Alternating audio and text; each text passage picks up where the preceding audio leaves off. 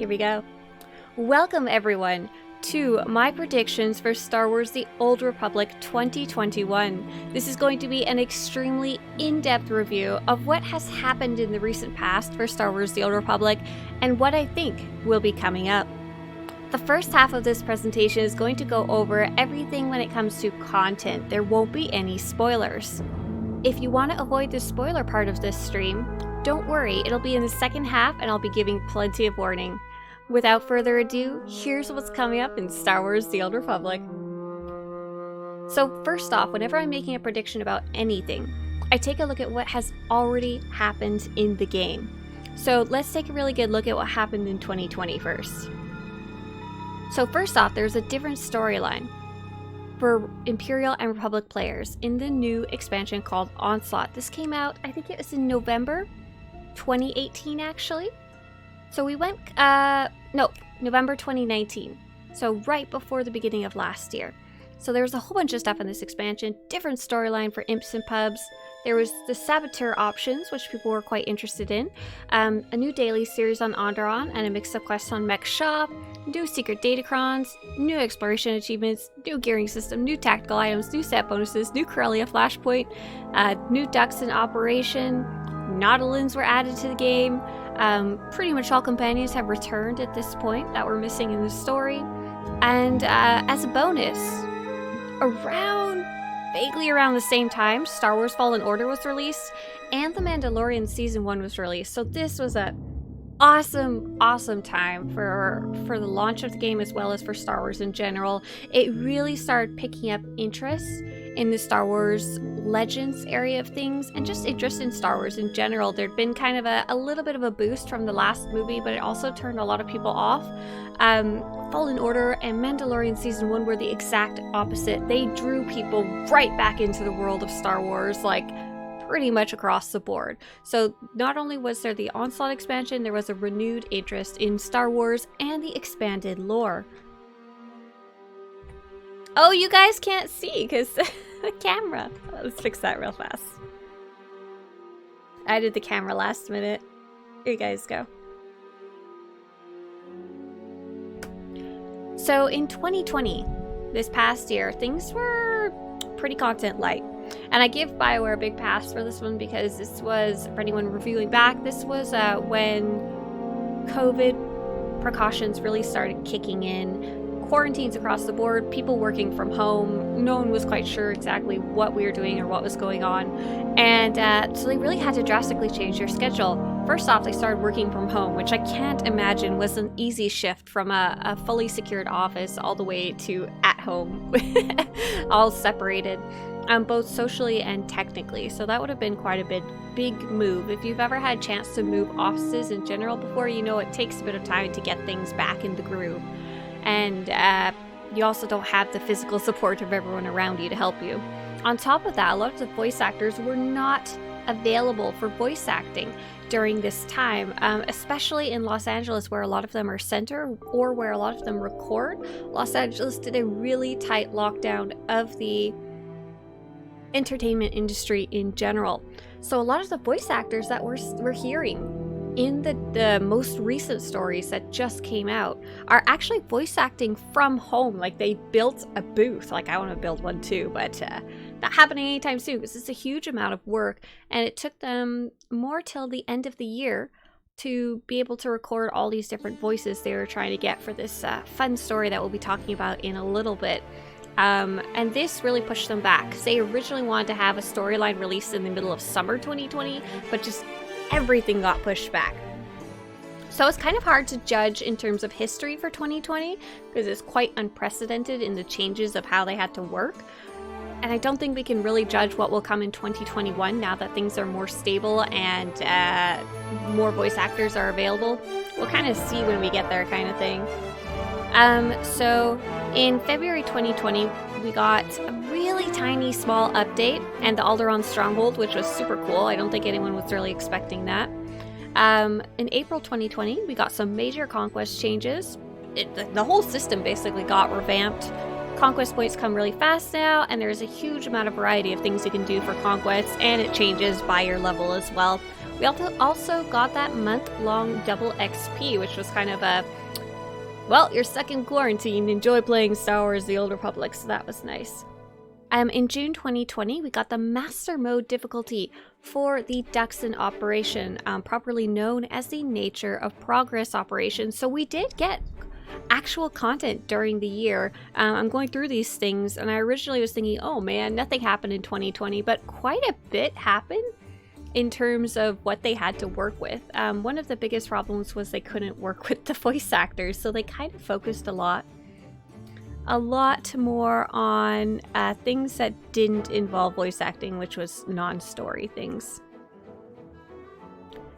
So next up, we've got the swoop event was added. That was one of the big things that they could add without having to dig deep into the voice actor pool. We had ranked season 12 ended. We had the stupid Galactic Guide pop-up box, which is the failure of the year, in my opinion. And that's the worst thing that happened in Star Wars The Old Republic. I think we're doing all right. The Nar Shaddaa Nightlife returned. It had a lot of bugs, but it also had a lot of new stuff. By the end of the event, they had fixed everything, so I was kind of cranky when it first came out, but I was pretty happy by the end of it.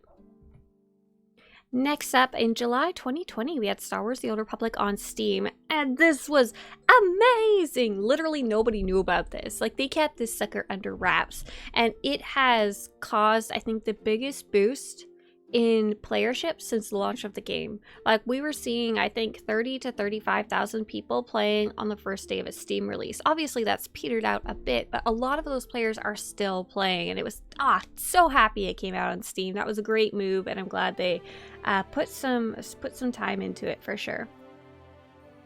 PvP quests had a big change. They didn't necessarily make anything new for PvP, but they were trying to shuffle stuff around a lot. One of the big changes was that PvP quests only progress on victory. So you have to win to get your dailies and weeklies. This has been a bit controversial. And ranked PvP Season 13 started. They also disabled the Vandin and Quesh Hutball maps. So overall, to be honest, I think PvP was a bit of a loss this year, or rather in 2020. But I don't think people would have been happy if they had just added new maps or new PvP content without fixing the existing issues. So one of the existing issues that they haven't fixed entirely, but they've really started to address properly, is the toxicity.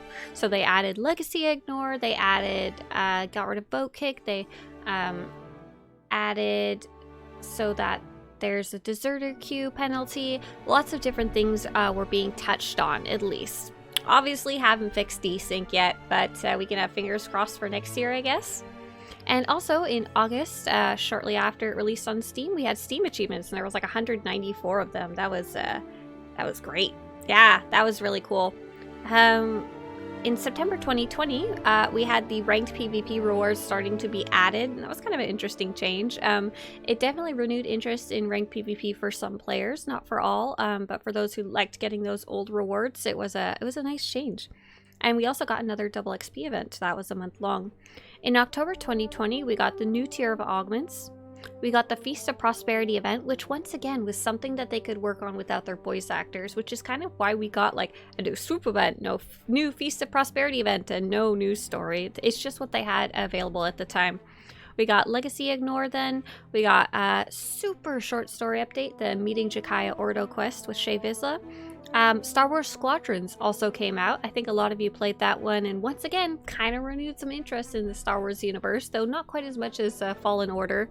And at the end of October, Mando Season 2 came out! Yes! So that was a big, exciting thing for Star Wars universe. It had a lot of the same effect as the first season. A lot of players just wanted to come back and experience more Star Wars.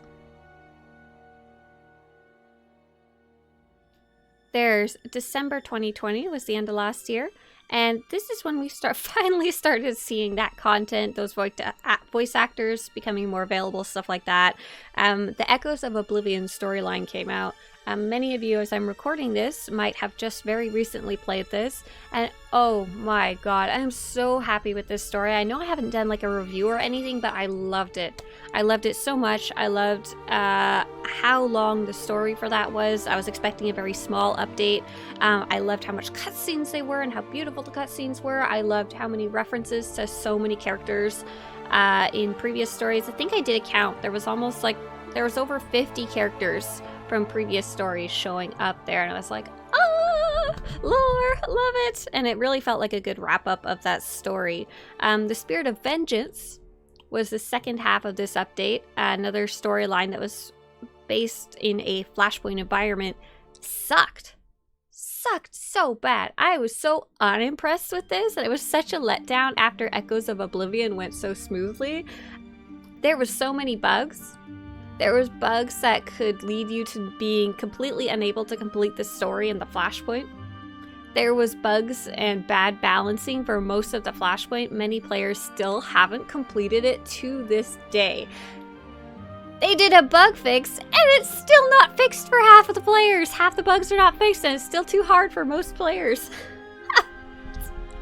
I don't know what to say about that. I finally got it done, and it was I think it took me like 2 hours the first time I played it until I hit about 3/4 of the way through and I couldn't progress. So that was a complete failure. I don't know what happened there. I don't know if they didn't have enough time to test it or not enough time to fix it and they wanted that December launch, but not impressed for that half. And I know some of you experienced 0 bugs, but this was not a common thing. All right. Also in December 2020, we got login rewards, and that was kind of interesting. The player base had, I would say, mixed thoughts on the rewards themselves. But I think it's more based towards the casual players, and we'll see how many people actually claim the rewards. They'll start getting data now that it's actually rolling to see how many people are actually using it and logging in specifically to use it, and that's going to be easy for them to tell because it'll be like, person logs in, person opens daily login window and presses claim. If that's what they do, they probably logged in to claim stuff. And we also had a new community member join the team named Jackie Coe, who joined the official SWTOR community staff. So we have one more person on board whose specific focus is to be a bridge between the community and the developers. And we've noticed she's kind of been focusing on the forums, but we'll kind of see if her job evolves coming up here. So in January 2021, that's where we are now. So we're waiting to see what happens. We haven't had any major updates yet, as far as I can tell, and we'll see. So here we go. Expansion. And this is where you guys get to come along for the ride. There's 191 of you here right now, and I'm going to be starting a poll. We're going to be doing this throughout the stream for those at the live stream, and it'll give us a kind of idea of what you guys think compared to what I'm predicting. So I'm going to open the poll here. And the way the poll works for those of you on Twitch is it's going to show up in the chat. It'll be like a little pop-up window. You will have to be logged in, obviously, to vote. So I'm starting the poll now. If you want to vote, click the little vote button or click on the poll. So do you think there will be an expansion in 2021? Let me know, and I'll open it up after I've gone through my own predictions. Poll hype indeed. So when I make predictions, I gather a lot of evidence. So I've been guessing there's going to be expansion in 2021 for quite a while now, but here's some of the things that you guys can actually see that I'm seeing for my predictions. Today, go hang out with Peter. Let's go turn it up. So this is from a developer live stream. And then next year's our 10-year anniversary. We're celebrating 9. Next year is 10. That seems like a big milestone. We're so like old. Right. Should we tell them anything about the 10th year anniversary or anything like what's coming in content-wise or? That feels like something we should tell them next year, Keith. I don't know if you want to. Right. I should tell them we're expanding about anything. We have an entire year. Right, yeah. Right. Yeah. We wouldn't want to say anything like that, Keith. Right. Got a lot of calendars to fill here, but they do. I think Nothing like infrastructure changes or things that affect rendering and stuff. We won't tell them any of that stuff. Yeah. Right. Yeah. Right. Those are things we will not tell you. All right. So we only have one thing left. If you remember in Boom! End of that. So these live stream little clip. What did he actually say there at the end? So he said, so that's Keith. Keith Koenig is, his job title changes a lot. I think he's the lead producer right now. He's the guy in charge of most of the game. He's really nice. He said he will not tell you about expanding. He will not tell us about structure changes, and he will not tell us about changes that affect rendering. I had to watch that video like 20 times before I could figure out what he said. Rendering. So rendering usually has to do with how the game is presented to you on the screen, and that usually could mean a graphical update, or it could mean things simply loading faster, or it could mean the UIs loading faster and better. We don't know, but a lot of people are guessing it involves graphics. All right, so a lot of people were asking about this, and one person who asked about this was Sam from the Star Wars The Old Republic channel called SWTOR Central. This is a channel that's kind of run by two different players, Peter and Sam got a chance to interview Eric Musco, one of the community team members, not too long after this interview. So sort of in addition to this, as we all know, when you guys do your dev streams, whenever Keith is in attendance, he likes to tease us, you know? He likes to, you know, bring up these little things and tease people, you know, whether it be strongholds, whatever. So in the last stream, Keith briefly mentioned the word rendering. Now, this word has sent everybody haywire. So, dude, you absolutely need to explain this to me. What is going on with that? Tell you what, man, you can explain the words Keith says, and you're set up for life. Keith does Keith things, right? And I think here's the thing: no one's gonna like this answer except me. Okay. The beauty of Keith answers is you never know whether he's trolling you. You never know whether he's serious. Oh my god. And he's always pretty vague, but just enough to whet your appetite. Wow. You're just gonna have to wait and find out what he's talking about. We're all gonna find out. We'll all find out together. It'll be fun. Right. So what you're saying is that there is something behind that, and we're gonna find out about it. So you're not denying anything. I don't know. I don't know. Right. But Keith you knows. do know. You just Keith don't knows. want to tell us. It's Guys, he doesn't want to possible. tell us. He doesn't It's want to tell possible. us. That's Doesn't fine. even want to give us a little bit. I know. It's true. I know. That's It's shocking. It's shocking, but Look, we're I'm aware telling of you, it. Nothing brings me greater joy. I wish you guys could see it. I wish you guys could see during the Kari interview. So I tried to describe for Dan Steed, that so Dan has never been to a Cantina event. For any of you that have ever been to a Cantina event, you know two things are likely to happen. One, who knows what Keith's going to do when he's on stage, right? Like, because what's funny is the way Keith does his presentations is like Keith will come up and just do like a little intro, you know, thank everybody for coming, whatever. And then Keith gets off the stage. Like he's the game director. He doesn't even talk. He just gets off the stage, and usually it's me and Charles will go through and talk through the things that are happening. But Keith is off stage holding a live microphone. You never know. I don't ever know what Keith's going to say sometimes. That's just going to throw something crazy up. And then two, right after that, now you just got to go find Keith and talk to him during the Cantina. Because again, you have no idea what Keith's going to just randomly tell you while you're at a Cantina. And so going into the interviews for the Cantina live stream, I'm like, Dan, you just don't know. You've never been to a Cantina with Keith before, so you just don't know what it's like to get one of these sweet Keith surprises. And so like Keith was off camera during the Kari interview, but he was there, as was Dan, also off camera. And Keith is just like changing his like Zoom background, and he changed it to a pink lightsaber, and then Kari lost it. And the look on Dan's face is because like Dan was like producing it, so he was making sure everything's running properly and stuff. And here comes Keith just like slamming a wrench into everything, and everything's going off the rails. And we all know it's hilarious. Like, this is great. This is classic Keith. So you just never know. You never know what. I don't ever know what we're going to get with Keith. So, it sounds a lot like you need to do damage control for Keith. Or at least no, it's not. Honestly, it seemed like that on the stream because you were really quick to shut him down. That's the best. That's the best part about it. No, see, here's the funny thing, right? Is like, one, yes, you know, can make sure Keith doesn't go too far into it, but Keith would never go. Like, Keith knows exactly what he's doing. He's really good at this, and so. by me, you know, oh yeah, no, we definitely don't want to say that, Keith. Let's keep moving. All it does is draw more attention to it, right? So it's just Keith and I have worked together for. I mean, I've known Keith since I started at BioWare. He's been there basically the same time. So Yeah. great relationship with Keith. It's awesome. So Awesome. it's always fun, and I enjoy that everyone has gotten so much enjoyment out of Keith, the Keith words on the live stream. Keith is great. We do like listening to Keith and his and his antics. All right, okay, let's push. Great. Let's push. Next question.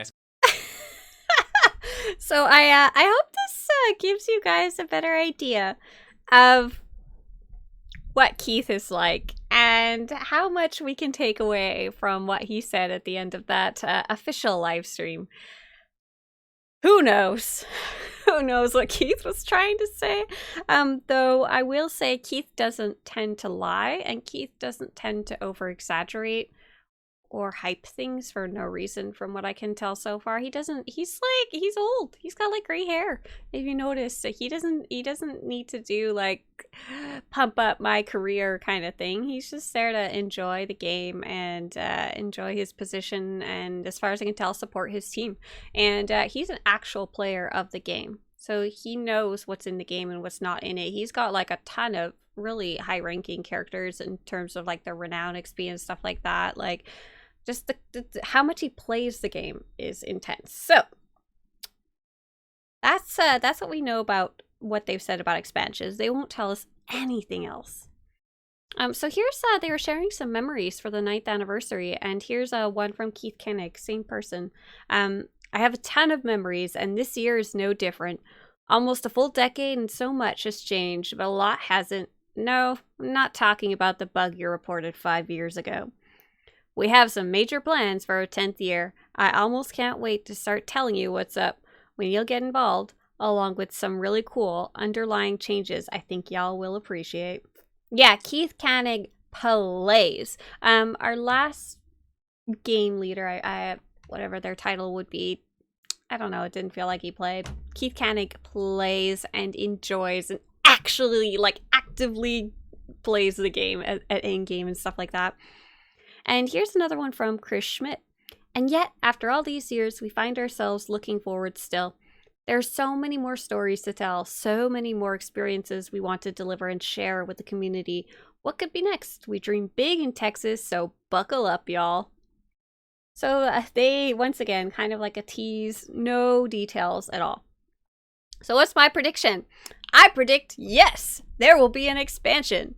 Mostly on those things alone. But I'll give you a little more info in a second. But before that, let's close that poll and see what you guys said. So you guys overwhelmingly said yes. You do think there's going to be an expansion next year. It looks like 67% or 67 people voted yes, and that was about 80% of people. Very nice. So you guys sound like you're kind of mostly on board with my thoughts on it. So let's take a look. When might that expansion be? In 2021? Question mark. So first off, the 10th anniversary will be in December 2021. And they have been hinting even before those clips that I showed you that they'll be doing something exciting for 10th anniversary. I don't even know if they decided what at that point, other than they're looking forward to celebrating it through the game. Most Star Wars The Old Republic expansions come out in December. December gives them a lot of time throughout the year to work on it. And then the winter holidays are there for players. People are off school and work, so they're available to subscribe and to play. So that's cool. And then I think pretty simply that the new expansion will be coming December 2021. I can't think of a better time for them to do it during the 10th anniversary and during their regular holidays launch. And especially with no expansion in 2020, which I have zero qualms about, it makes sense for them to do one the next year. So what will be in the expansion? How big will it be? This is also something that I wanted to ask you guys. So let's start a new poll. How big will the new expansion be if there is one in 2021? So huge! Okay sized. Really small. Smaller than... Oh, really small would be smaller than onslaught. Okay size would just be whatever you feel is acceptable, and huge is going to be bigger than any expansion ever made before. So go ahead and vote in the poll. You'll see it show up in chat with the word vote beside it. So don't post it in chat, that won't go to the poll.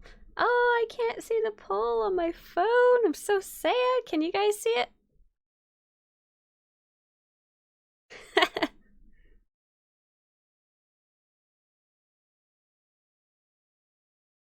You do not see the poll. Okay, Twitch, you suck.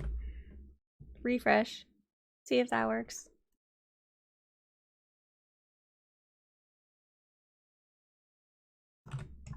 Huge. Okay, size. Small.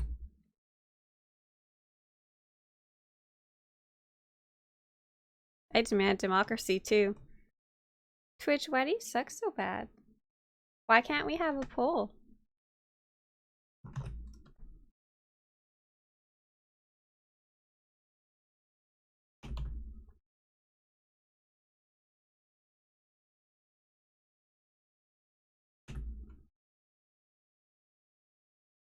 Oh, it's up and ended now, so it looked like it worked for half a second. So let's get it back up again. Huge. Okay. Small. We just want to have democracy.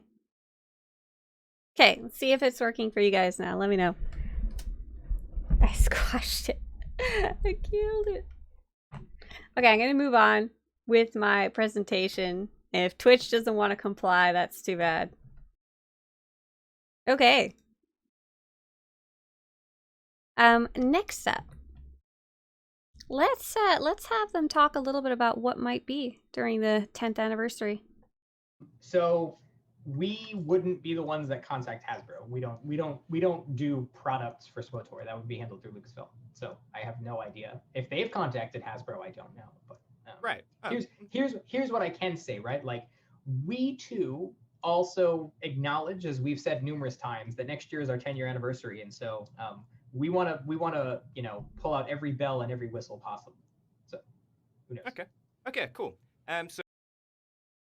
So every bell and every whistle possible. So they were specifically talking about like someone asked a question like, could we have more Black Series Old Republic figurines? So it was kind of irrelevant, but Musco was just like, let's do it.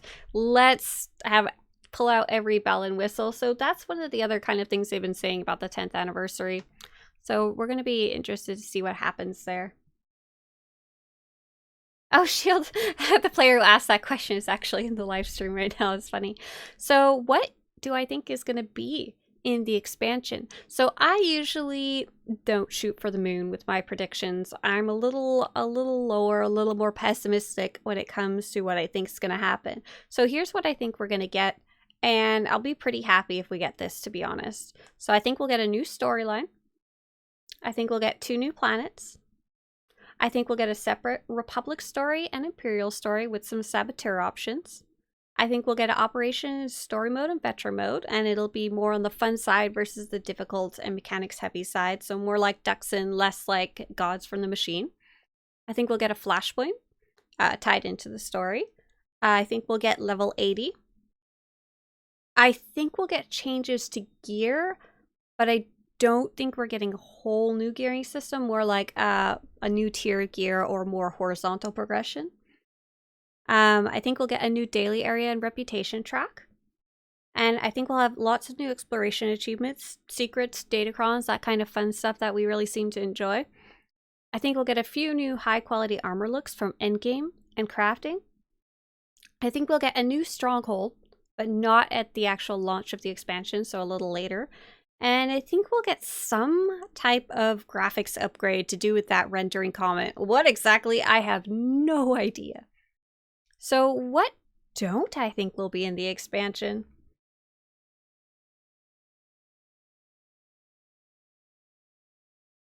A new class. Anything at all. Do I have anything to say to like tell you or announce? No, certainly not. I think one of the things that we've talked about a lot. I think we've talked about a lot, but I can certainly reiterate a longer answer for people that don't know. Right? Is like, Yeah, please. Classes are a really big deal in SWTOR. I think it's one of the reasons. It's one of the reasons I love the game. I think it's one of the reasons a lot of people love the game. Is like you have this super long class story that is inherent to you and what you're playing. And so like to do another one of those, to do it justice, like, could you imagine if we said, hey, we're doing a new class, but we're not doing we're not doing a class story, right? Like that wouldn't feel like SWTOR to a lot of people. And so would we introduce a traditional class?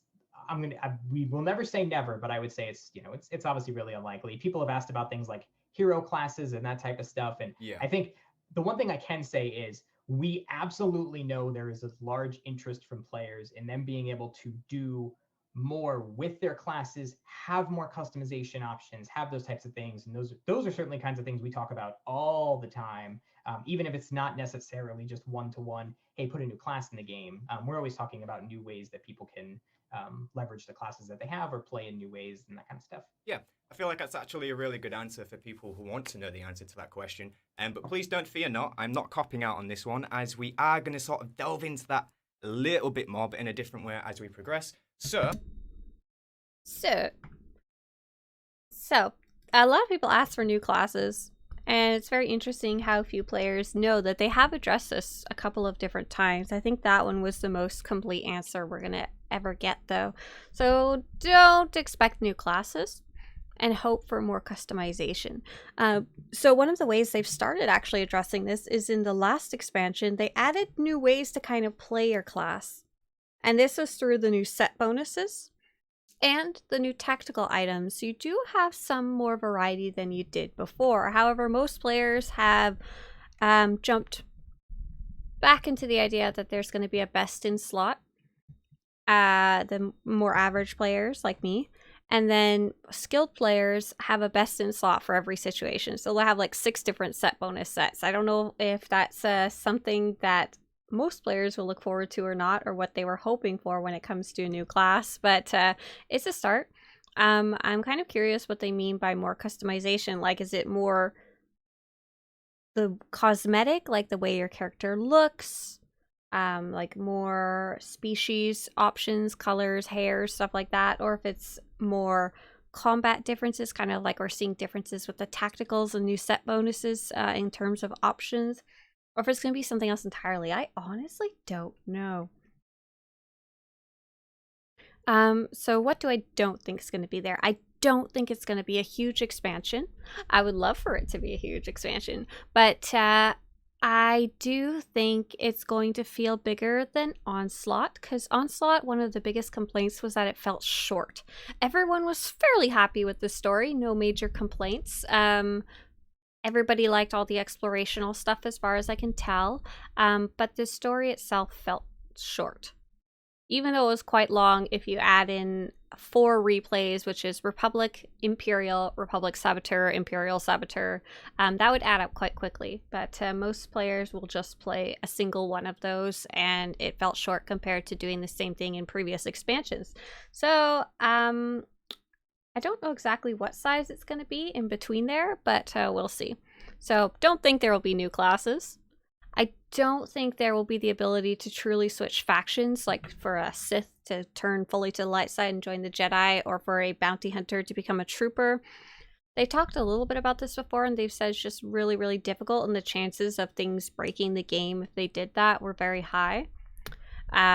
So I think we will see more Saboteur options. Saboteur options Imperial side were nuts this last round, though. You could do some major damage as the Saboteur. I will not go into any details because we're in the spoiler-free section of the stream. So I don't think there's going to be a console port to the newest consoles.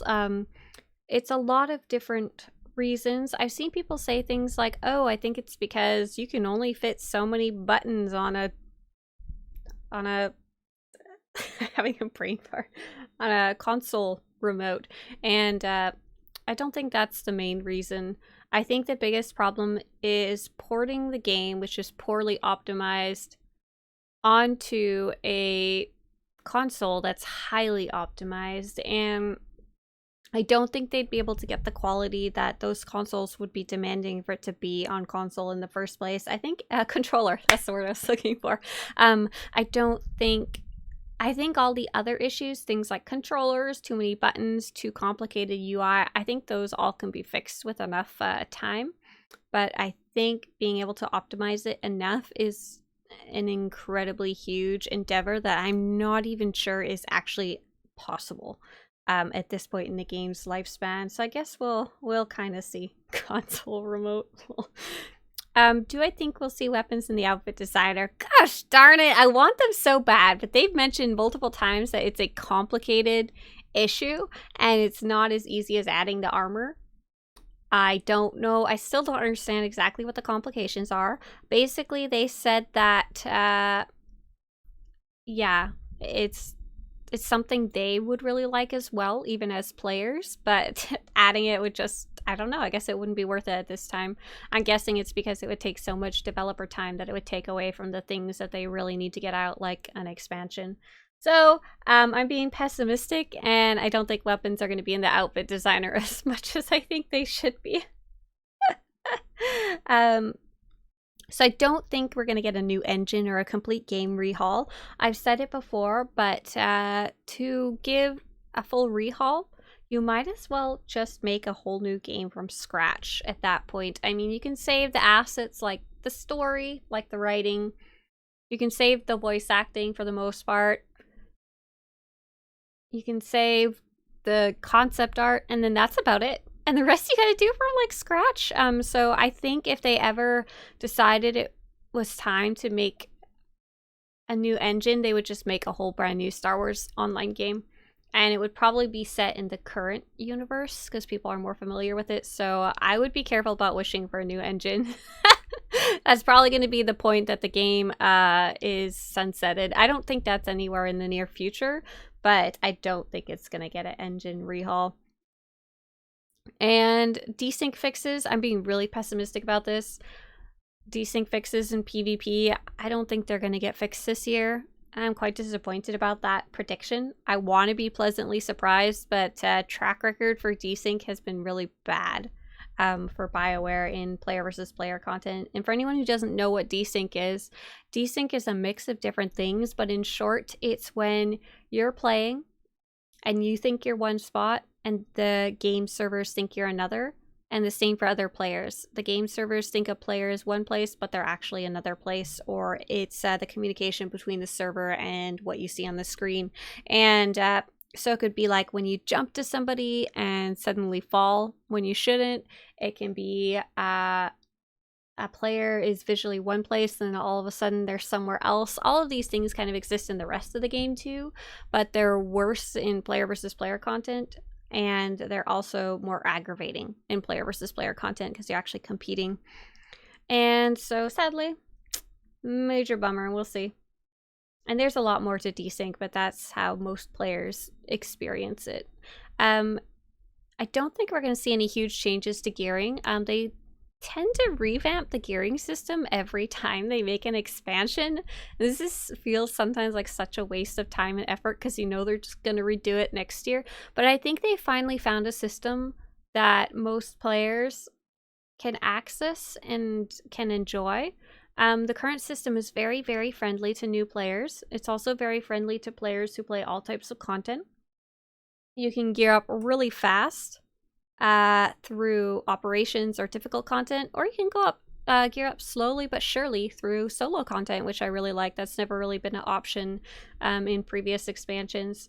And the biggest issue with the current endgame is trying to min-max your gear, which is getting the very, very top best everything, and that can be very difficult and a little too random number generated right now. So I'm hoping in return for not having to get a whole new gearing system, they can spend time on other stuff, and we'll also spend some time on working on a way for those top tier players to more predictably get their best in slot pieces. That's my hope. And then next up is Zenith. Zenith is a companion. I won't give too many spoilers, but in the later expansions, your companions disappear for a time due to an event that happens, and you can earn them back over time. At this point in the game's story cycle, all the companions have returned in some form or another, except for Zenith, and nobody really knows why. I've seen a lot of funny predictions about why. One of the funniest ones I've heard is because Zenith and Theron are the same voice actor. So they don't want them in the same room. I don't think that's it. I think they just he just kind of kept getting pushed back in favor of more important content or companions, and now we're like 2 years down the road. So yeah. And lastly, sadly, I don't think we're going to get an Old Republic movie or TV show anytime soon or at all. I was actually quite optimistic about this, based on some other stuff I'd seen over the years, that we might get an Old Republic movie. It kind of just makes sense. There's a big fan base for it. It's something totally new and different for them to try, but with also people already available who love it and will pay to go see it. There's the whole game attached to it to make more money and stuff like that. But we just got a huge lineup of what we'd be seeing for Star Wars TV shows and movie, and there was like 10 different things listed, like the Ahsoka show. I don't remember what most of them were off the top of my head, but there was no Star Wars The Old Republic on there, with like 10 different TV shows and no Old Republic. What can I say? They don't want it. It's not gonna happen. Yeah, so here we go. Next up, let's ask you guys about how far have you played in the storyline? How far have you played in SWTOR's story? I'm all caught up. Echoes. I'm working on expansions. I'm just starting. I'm playing main story. Okay, so we're going to start this poll, and I'm going to correct my typo. Hopefully the poll will work this time. Alright, so I just put up a poll. Hopefully it will show up in chat for you guys. Let me know if it does. I'd love to see your vote. How far are you in the story of Star Wars The Old Republic? Are you just starting off? Are you kind of working on the expansions? Or are you all the way caught up? I'm asking this because we're soon going to be starting to talk about the story of Star Wars The Old Republic, and that will probably build in the next expansion on top of what has previously happened. One of the nice things I really like about the game is that the story is very linear in terms of the expansion. So things just keep getting added on at the end. So whenever you jump into the game, you can just start at the beginning and play your way through. There's no like backtracking. There's no, oh, that part's made irrelevant now. It doesn't exist anymore in the story. And the downside is people wanting to play the new expansions will probably want to go play the old stuff first. So let's talk about the story direction of the upcoming expansion. Okay, cool. So another interesting question. This one comes from Text to No Games. Do you know where the story is going, or does the team know where the story is going after Valkorion is going to be gone for good? Obviously, we knew that Valkorion is going to be gone for good last time, and we're getting back to Dark versus Light. So once we're done with it this time, is it back to Dark versus Light? What's the plan? Sure. So do I know where the story is going, and does the team know where the story is going? Yes, we do. That's probably it. Yeah, like I was expecting that. Sorry, Text to No, I tried. Next question. Here's what I will tell you. Because I've seen, I am, as the team, I am aware of where the story is going, and I am very excited for what we're planning past. One, I'm excited for what's coming in 6.2. 6.2 has some, there's some awesome stuff in 6.2, but I'm also very excited for what we're looking at doing going forward. Hell yes. And I'm pretty confident you all will be too. Hell yes. All right, so next one comes from Ramekin111. On loading. That cracked me up so much the first time I saw it, and I'm just laughing as much the second time around too. Do we know where the story is going? Yes! Next question. So when they did this interview, it was before the most recent story update, Echoes of Oblivion, and that was really good to me. And if they can keep up that vein of interest in the next expansion, then things will be great. And I think they were overwhelmed by the positive response to the Echoes of Oblivion storyline too, especially by long-term players who understood all the back references and lore and stuff like that. So that was sorry, those little clips, that was Sam from SWTOR Central, another Star Wars The Old Republic YouTuber, and he was interviewing a community manager for Star Wars The Old Republic. So the guy saying, yes, we know where the story's going, that's a staff member for Star Wars The Old Republic. And this is the point where if you do not want any spoilers, you must be done. So let's see in our poll how many of you would be spoiled. So end poll, view results. Oh wow, so about 60% of you watching this are actually all caught up, all the way up to Echoes of Oblivion. And 28% of you are working on the expansions, 13% are playing the main story, and 1% of you, hi, welcome new player, 1% of you are just starting the game. You guys are, I think you guys are a minority though for being all caught up. The kind of people who watch a stream are also more likely to be caught up. But cool. So it looks like most of you can stick around. So this is going to be extremely, ridiculously story heavy. And I did not pull any stops when it came to spoilers. There is going to be many, many spoilers about the expansions, about Echoes of Oblivion. There's going to be spoilers about the Jedi Consular story, the Jedi Knight story, the Imperial Agent story. Probably bits and pieces from pretty much everywhere, because I looked into every facet of the game to see what might be coming up here. So if you wanted to bounce out for no spoilers, it's time to say goodbye, and maybe you can come back later once you're caught up. But it's really good, so you might want to stick around, and I'll be explaining most of it, so you shouldn't be too lost because I want to have all the context for it. Have a great day, everyone who's jumping out for spoilers. So for anyone who's coming in late to the live stream, this is my predictions about Star Wars The Old Republic in 2021. We just finished talking about what I think might be happening with an expansion and what might be in it and when it might be, and we're about to jump into some extremely deep lore dive for what I think is going to be coming up with the story. Okay, let's go. Let's go. 3, 2, 1. Oh, this isn't even spoilery. Has definitely been talked about a lot of trying to improve that. Absolutely. Okay.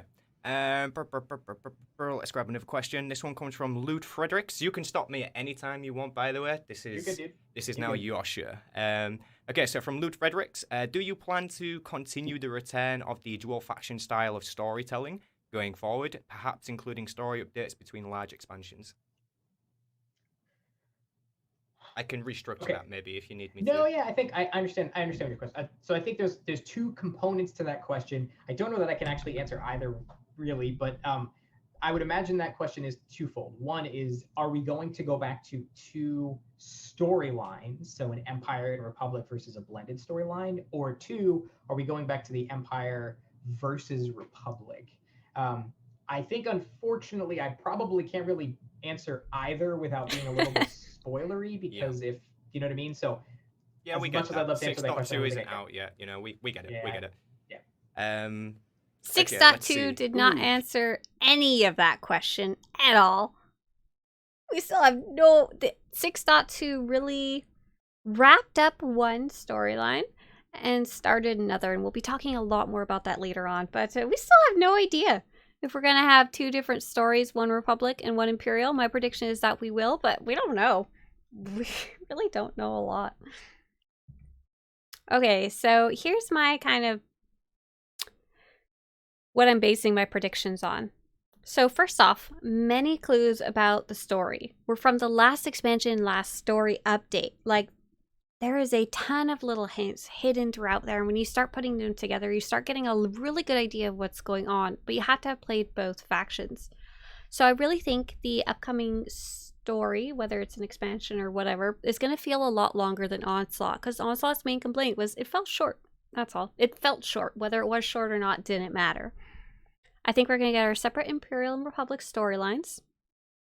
And what about the actual story? What's going to be in it? So I think they're really going to hit on the nostalgia for The Mandalorian, the TV show, and also for the Mandalorian Wars. A lot of players really like this concept from the Knights of the Old Republic series, comics, and just kind of in general. And I think that's something they're going to kind of dig into the feeling of, but they're not going to go back in time and go redo the Mandalorian Wars. So I think that's really cool. So we know from the story that the Mandalorian clans are fracturing and reforming. The Jedi are rebuilding on Coruscant, and the Republic's in okay shape for once. The Sith are an absolute mess. There's barely any Dark Council left. Malgus Reborn is running around doing something. We're not quite sure. And the biggest plot surrounding Vitiate, the Emperor, Valkyrie, and whatever is completely closed. Hey, spoiler territory! There's a lot of really small story threads kicking around that are still kind of open, even though that big main story about the Emperor is now, I think, finally closed, as well as Revan's story is 100% closed now as well. All right, so here's where we're going deep. Let's talk about who are going to be the major characters in these expansions, because I think a lot of the narrative is focused around characters. We don't see that many side characters, to be honest. They're really focused on the big characters. Let's start with this little interview clip. That's pretty cool. I really like that. All right, so I'm going to give this last question to Epic, which is one of my most loved moderators of the channel. Any plans for old companions, returning as main characters, like romance options like Ashara? Interesting. So I can only speak to just kind of general rules stuff that I know Charles has talked about in the past, which is we need to be careful with characters that could be dead or gone, which for most of the old companions wouldn't be possible, obviously, if they haven't come back. But if there's companions that, like, let's say a companion came back in an alliance alert and you had the option to tell them to go away forever or to kill them, we obviously wouldn't bring those back because it would be impossible. Because if a player decided to make that decision, we don't want to undo their decision. So in a world where there's a companion that has decisions that could impact their ability to be a returning main character that makes sense, it's very unlikely we would do it. For anybody else, yeah, certainly. I mean, you look at, Kira and Scourge are pretty centered to the story. That's, that was obviously teased a bit into things that you saw coming off of the previous game updates and has obviously been pretty clearly spelled out for 6.2 that they're pretty relevant. So yeah, certainly possible, and something that I know, we love companions just as much as all of you do.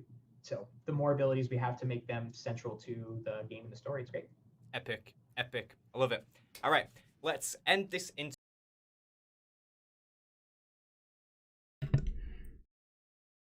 So I think this was very telling. We always kind of knew that characters that could die probably won't play a major part in upcoming storylines.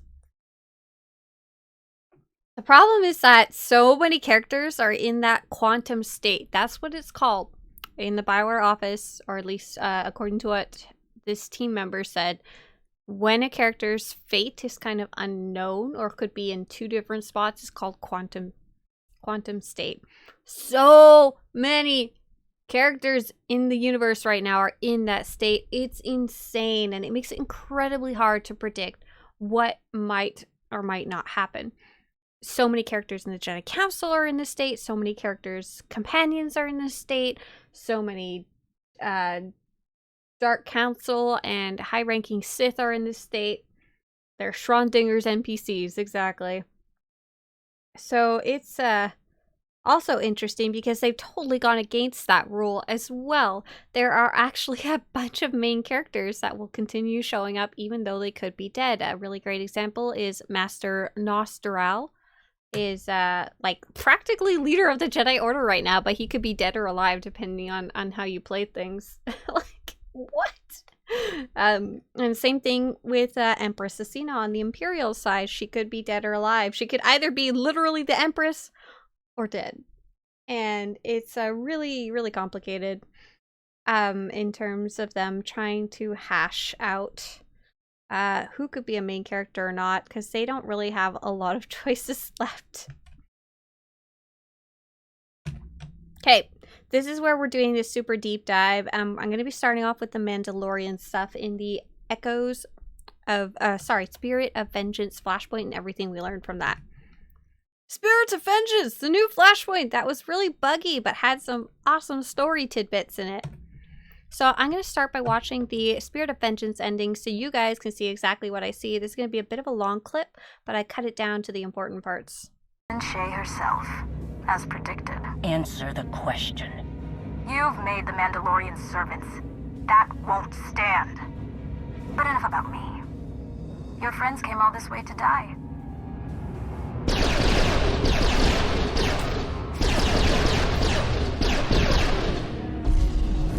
Mandalore is holding them back.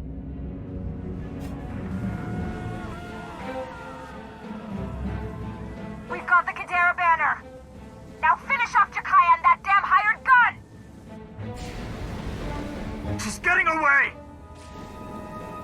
Face me, traitor! Enjoy the last days she does left. I certainly will.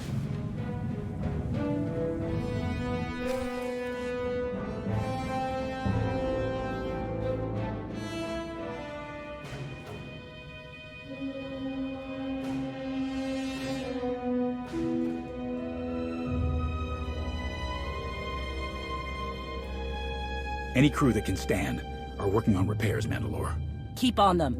The sooner we get out of here, the better. Wrath, any sign of ships circling back? Nothing. Apart from failing to rid the galaxy of my crotchety brother, they must have what they came for. The Kadera banner. I don't get it. What's it mean to her? Clan Kadera started an uprising against Mandalore the Vindicated. Refused to side with the Sith. Refused the call by their leader. To them, it was a matter of honor. Right or wrong, they were wiped out. It doesn't explain why she went to all this trouble. It's a symbol of rebellion. Maybe something for those outcasts to rally around. Perhaps. But it feels like there's more to it. I don't know how she did it, but these groups should be slitting each other's throats, not working together. Something personal is driving her. We can't let her divide us, Mandalore. Another civil war will rip us apart. Let me find her and end this. We can't go charging into the unknown. We hardly know anything about her. We have no choice. We can't let the trail go cold. I'll leave at once. You're in no shape for this kind of fight, you old Rancor. Harjak! Then stop wasting time and go find this traitor, Mandalore. I'll take care of things here. My hunt ends only in death. Hers or mine. Will it really be so simple? I wish it could be, but there are probably more attacks coming. I named Jakaya Ordo as Arbiter. On all matters, you speak with my voice and my authority. Prepare the clans for war!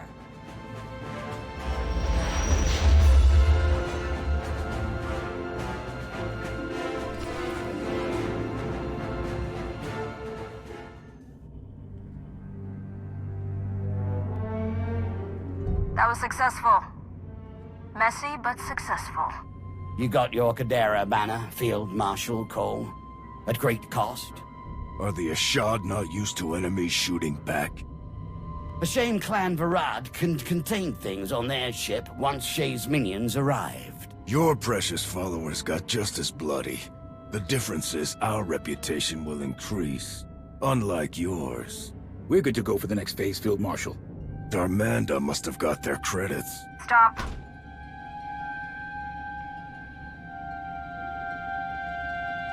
It's true Clan Varad failed to contain the situation.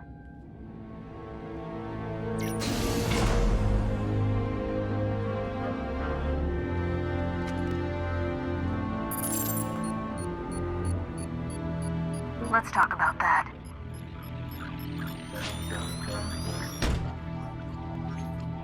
Thermal detonator! Good reflexes, time.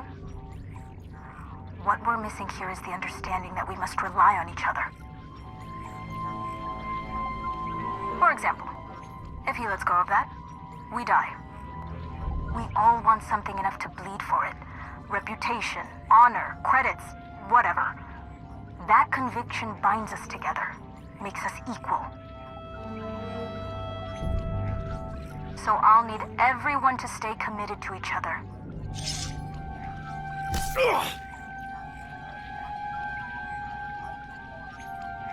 Like our lives depend on it. The Mandalorians have lost their way. They didn't remain committed.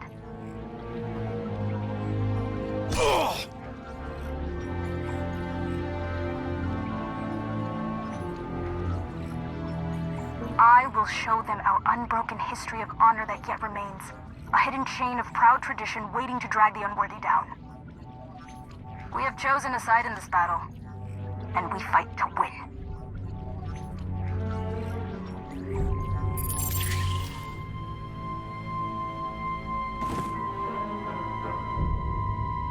You have your assignments. Go.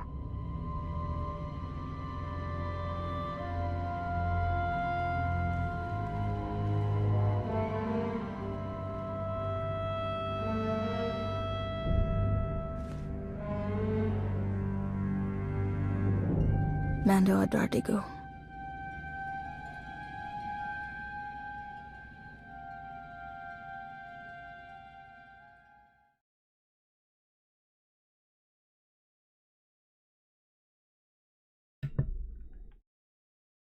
A Mandalorian never forgets. So that was the ending of Spirit of Vengeance. And I think that's the thing in the entire set of predictions here that's going to give us the most idea of what's coming up in the next expansion story for Star Wars The Old Republic. So let's go cut it down a little more and see exactly what we're looking at. So first off, Hedda Cole is the new character in that red and green armor that we just meet for the first time at the end of Spirit of Vengeance. She's not, as far as I can tell, come up anywhere else before in lore or in the game. And so first off, she says she wants the Kadera banner, which I'm pretty sure it's the banner showing up on the right here. But I'm not 100% sure, to be honest. I was like Googling furiously, Kadera banner, Kadera symbol. So I assume that has to be at the big banner she has hanging in her office. So why did she want the Kadera banner? So here's what we hear in the story. Clan Kadera started an uprising against Mandalore the Vindicated, refused to side with the Sith, refused to call by their leader. To them, it was a matter of honor, right or wrong. So, did Hedda Cole steal the banner as a symbol of rebellion, a symbol of not following the Sith or the Jedi, which Shae Vizsla currently is doing? She's aligned with the Commander, the Alliance, and then whatever the Commander does, she kind of follows along. Or is it something personal? We don't really know. We'll find out, I guess. And this is kind of a question that's asked even during the story. They're asking, why does she want the banner? So next we're going to take a look at some of the lore in the game. I'm going to be reading these to you guys. They are codexes in the game, so you're welcome to find them yourself as well. And there's actually quite a bit of Mandalorian codexes kicking around there. So who is Hedda Cole? The leader of a group of disenfranchised Mandalorians called the Hidden Chain, Hedda Cole rose to power through a combination of political acumen, skill in combat, and an unanswering belief that Mandalorians should use their skills in war to further their own agenda, rather than acting as mercenaries for hire. This belief appealed to many clans that had split away from Mandalore the Avenger. That's Shae Vizsla. Cole herself took on the title of Field Marshal as a tribute to the Neo-Crusader movement from centuries past. Cole's current supporters come from the ranks of Clan Varad, the Ashad, and through a mutually beneficial arrangement with the ex-Mandalorian mercenaries, the Darmanda. And then this is a quote from the Codex itself. In Shae Vizsla, I see only hypocrisy. She has driven out those who oppose her view, yet she has remade the Mandalorians into servants of anyone who pays her enough credits, no matter what they believe. Where is the honor in that? So, what about Hedicol's clans? We first kind of want to know who is Hedicol? Like, who is she in terms of the story? Is she just a random fed-up Mandalorian? I've seen people guessing she's Torian Kadera's mother, because we never hear about her in the story, but we hear lots about her father, his father. I see some of you saying, like, half-sister in chat and stuff like that. Is she possibly from the Smuggler Companion stories? Is she from Clan Spar, Clan Lone, or Clan Rook? Is she merely Locke, leader of the Ashad, who we will learn a little hint that she might be that from the next Codex entry we'll read. We'll see. We'll see. Hedicol's allies are the Ashad. So the Ashad are former Shae Vizsla followers. And you see kind of the point where they start to split in Chapter 14, Mandalorian's Revenge of Knights of the Fallen Empire. And we'll read a little bit of entry from them as well. There's Clan Varad, which you might remember from the Mandalorian Raiders Flashpoint. And then lastly, there's the Darmanda, who are not technically Mandalorians, but they're from Mek-Sha in the Onslaught expansion. So here we go. Here's Clan Varad. Considered aggressive even by Mandalorian standards, Clan Varad has carved out a reputation for violence over decades, raiding and plundering from various hidden bases throughout the Tamaran sector. Its chieftain, Mavericks Varad, is known to be particularly bloodthirsty. Varad warriors who cannot pass his demanding combat trials are used for sparring and hunting practice by the younger members of the clan. Though life in Clan Varad is unremittingly harsh, those who survive quickly become accustomed to a steady flow of plunder, credits, and weapons.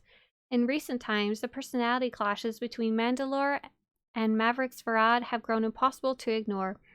Varad clansmen are no longer welcome on the Mandalorian stronghold of Geonosis, and Mandalore himself has privately described Mavericks Varad as a rancor foaming at the mouth. Clan Varad's break with the Mandalorian leadership has surprised no one. Its willingness to pick a fight with both the Empire and the Republic, however, suggests that even Mandalore may have underestimated the threat Mavericks Varad poses. And so when this codex is revealed in the game, I believe the Mandalorian leader, Mandalore, is the Mandalore that we see in the Bounty Hunter story. He's a really big, tall guy with golden armor. And so it's a bit of a different situation, but we do learn a lot about Clan Varad and why nobody likes them in this codex entry. So there's also the Ashad. So here's an entry, a codex entry that's like a quote. It's from the Journal of Merely Locke, leader of the Ashad. And Ashad stands for the words someone else in Mandalorian language, Mandoa. I convinced Luth to come with me. I showed him we could no longer follow Vizsla. We are warriors. We should be taking our fight to Zakul, not the worthless machines on Darvanis. Vizsla may be Mandalore, but Zakul left no other challengers. Maybe this is her way of thanking them. I know there are others who feel the same, who will come with me too. There's a king who will let us hunt on his world. It's swarming with beasts, the mighty of us could only imagine. We can finally meet worthy prey again. The fool king wants tribute from our quarry to slay off-world creatures and bring them to him from time to time. In return, he will leave us to hunt in peace. The die cut doesn't understand that acquiring his payment will bring us honor we crave. When we leave, Vizsla will say we are not Mandoid, Mandalorian, and those Sheburisian sycophants who have forgotten what the word means will agree with her. But if what she said has made us Mandalorian, then I want no part of it. I will be Ashad. I will be someone else. No idea if I'm saying the Mandalorian words right. Sorry, guys. So, and lastly, there's the Darmanda from Mek-Sha. In Mandalorian society, a Darmanda is an exile, someone who has broken the strictures of honor and duty so severely that they are deemed unworthy of their heritage. It is considered by most Mandalorians to be a punishment worse than death. This designation is meant as a mark of shame, but Indigo's crew on Mek Shah bears it proudly, even continuing to brazenly wear their Mandalorian armor in mockery.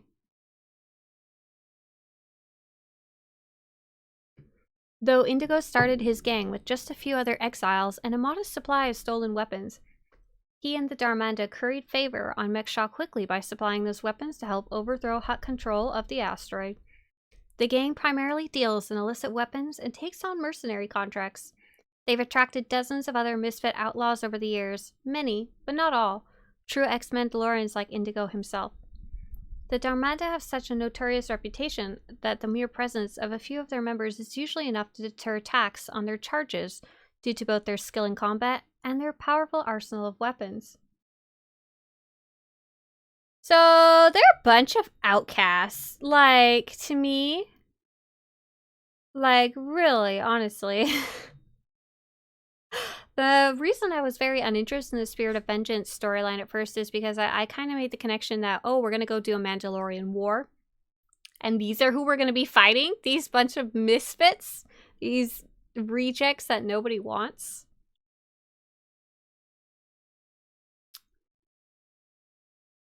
And so I kind of lost a lot of interest in this story until I started digging deeper into it. Like, who is Hedda Cole? Why are they leaving? Who else will join them? So here's what I want to ask you guys in the poll. New poll. Do you think most of the Mandalorian clans will join Heta or Shay? Ah! I guess we have to shorten. Will most of the Mandalorian clans join Heta or Shay? Shay Vizsla. Heta Cole. Okay, I've started the poll. So for those of you who've been following along so far, do you think the other Mandalorian clans will jump to join Hedda Cole and her kind of stronger views of Mandalorian culture and whatever she's up to? Or do you think they'll stick with Shay Vizsla?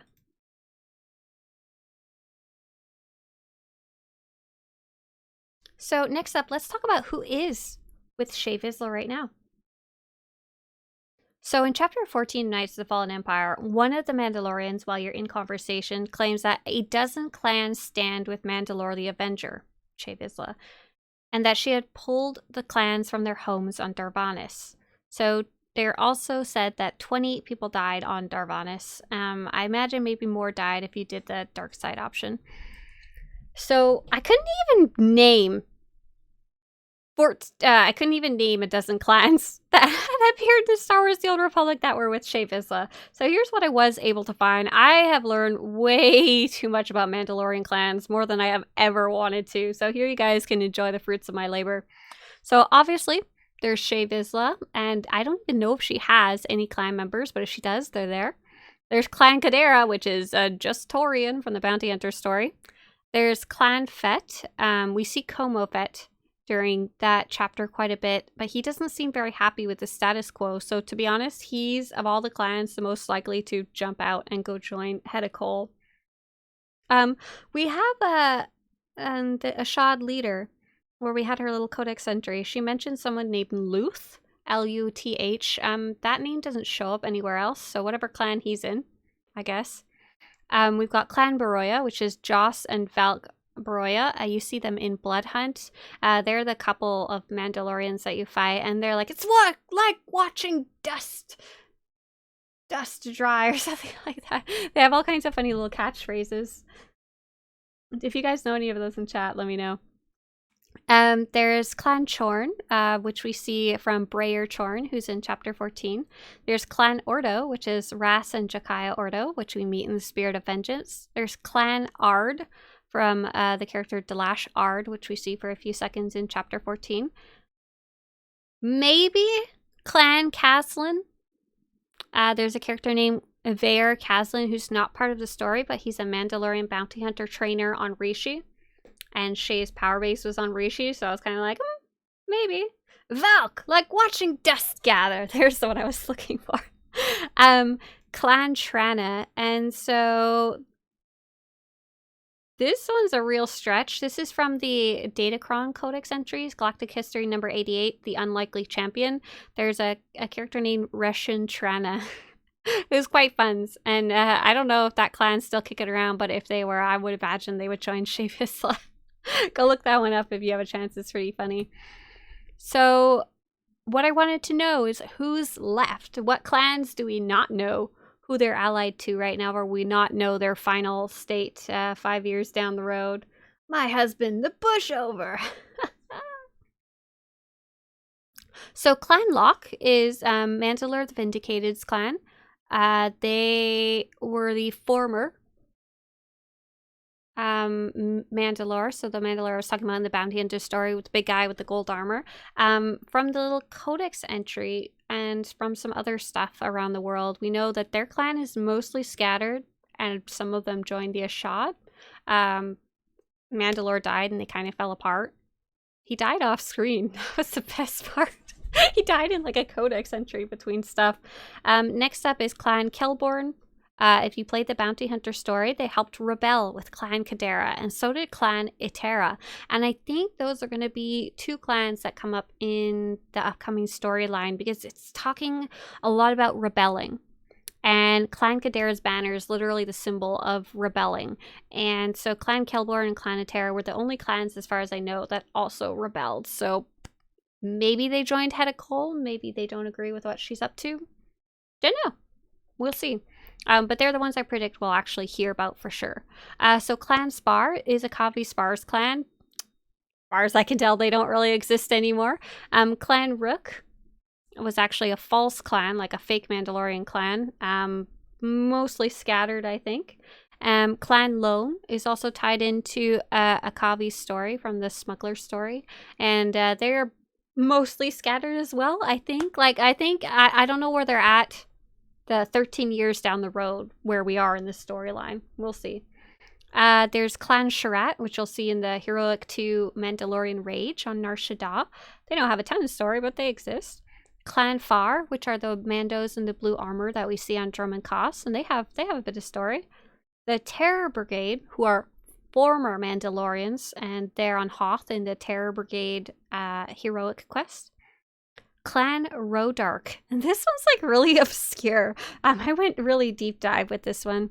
The Asharal Panther Codex entry mentions Clan Rodark as like liking Asharal Panther skins or something like that. So they exist. We don't know anything about them except they like cats. Clan Genis, which is mentioned in an investigation crafting mission called Mandalorian Property. So Clan Genis. Woohoo. Clan Gendry is a part of the Revan book, and I don't know if they're still kicking around, but it could be interesting to see what's happened to them. There's Clan Braylor for Knights of the Old Republic 2, and there's a character named Jogo. I don't really remember him, but he's also part of Clan Braylor, and he shows up in this game, Star Wars The Old Republic. And lastly, Clan Deshra, who is once again a super obscure one from Galactic Starfighter, really of all places. It's like in a description of the feedback shields as the people who created them. So this is who we may or may not see added to the story in the upcoming expansion. I don't have a ton of predictions. I don't feel like I learned a ton, but you heard it here. There's lots of clans to dig into.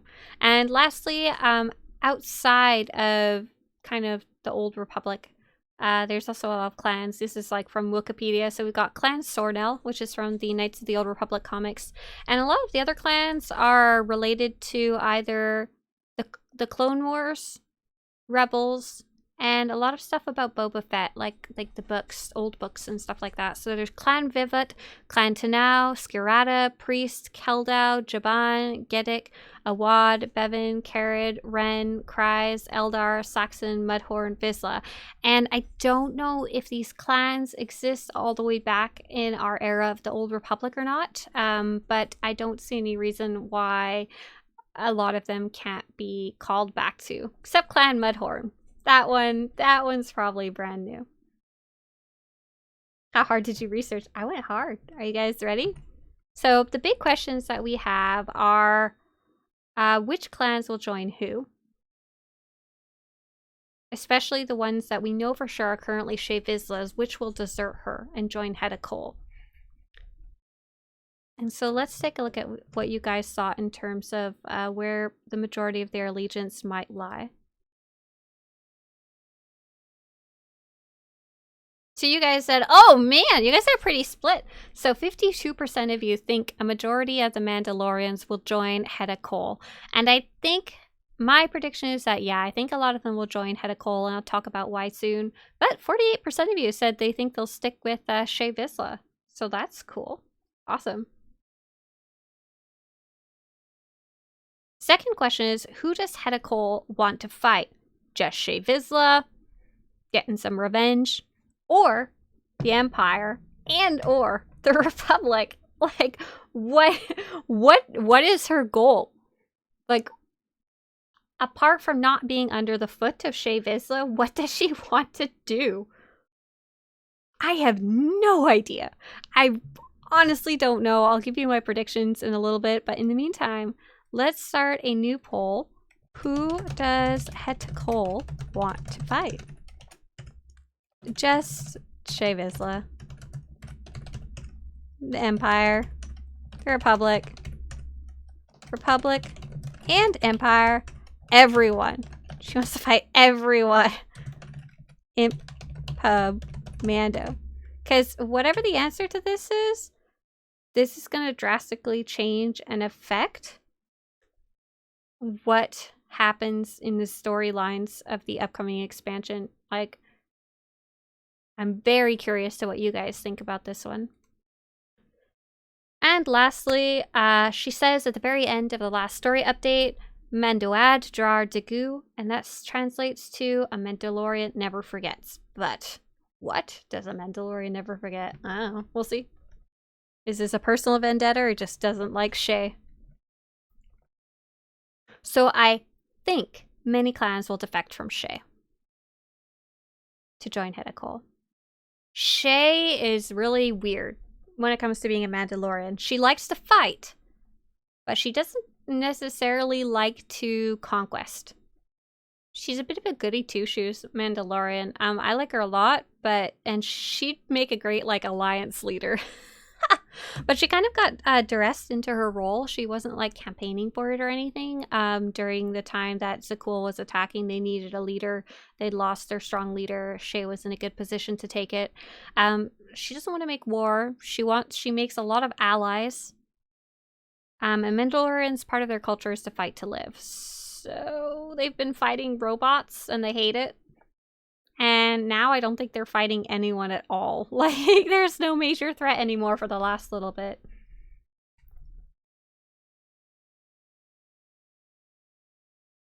So, who is Hedda Cole, though, and what does she want? So I think she has a personal grudge against Shae, but I think she has a greater wish to restore Mandalorian honor and go back to that true war that they've had in the past. And I think that's especially backed up by the fact that she took the Field Marshal title of the Neo Crusaders. The Neo Crusaders, they liked attacking things a lot on a big scale.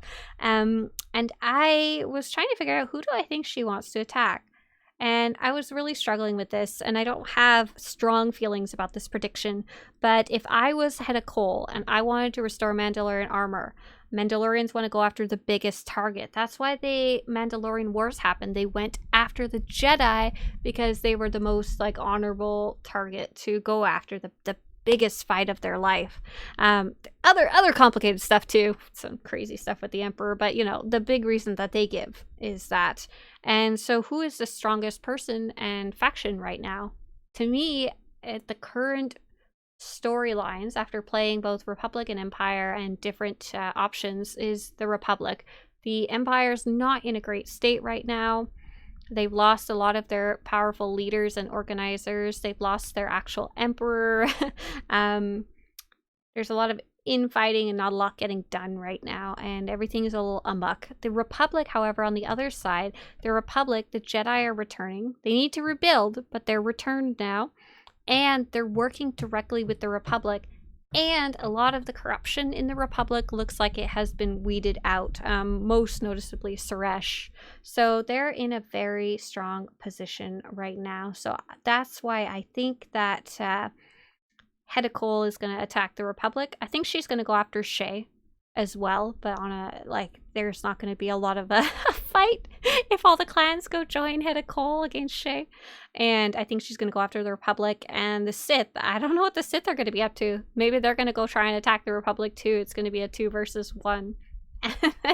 And then there's going to be Darth Malgus running around doing what? And then there's going to be the Alliance, someone asked in chat, is in a weird quantum state as well. The Alliance could have merged into the Republic, or merged into the Empire, or stayed sovereign, stayed independent. They kind of forced you to at least support a side last expansion, like pick one you want to support, but they didn't force you to join one. I have no idea how that's going to play out in there.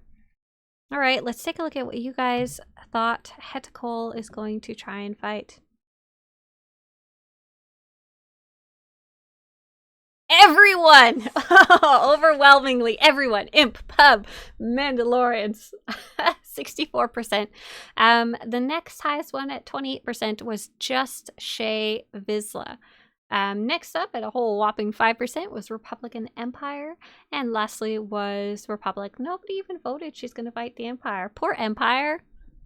They're going to have their day in the sun one day. One day.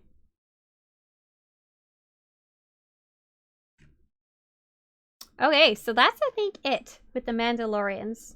We have a lot of questions and not a lot of answers, and not a lot of info to predict things on, because we just met Hedda Cole this last story update, though we did have some hints that the Mandalorians were not the happiest little bunch right now from chapter 14, that Darvanis chapter.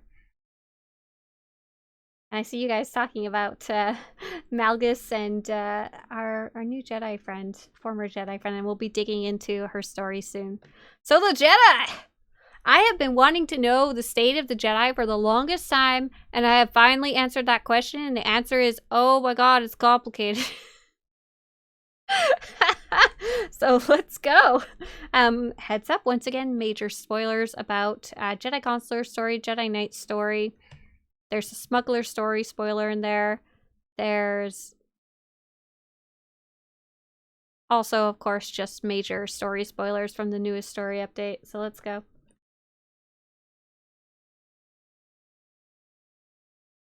Got a special assignment for you. Top priority. A new initiative we're cooking up. General? Task Force Nova. A joint military and civilian effort to help the Jedi rebuild their order. My research suggests that there are still countless Jedi scattered across the galaxy. We will find them, and we will build them a new home.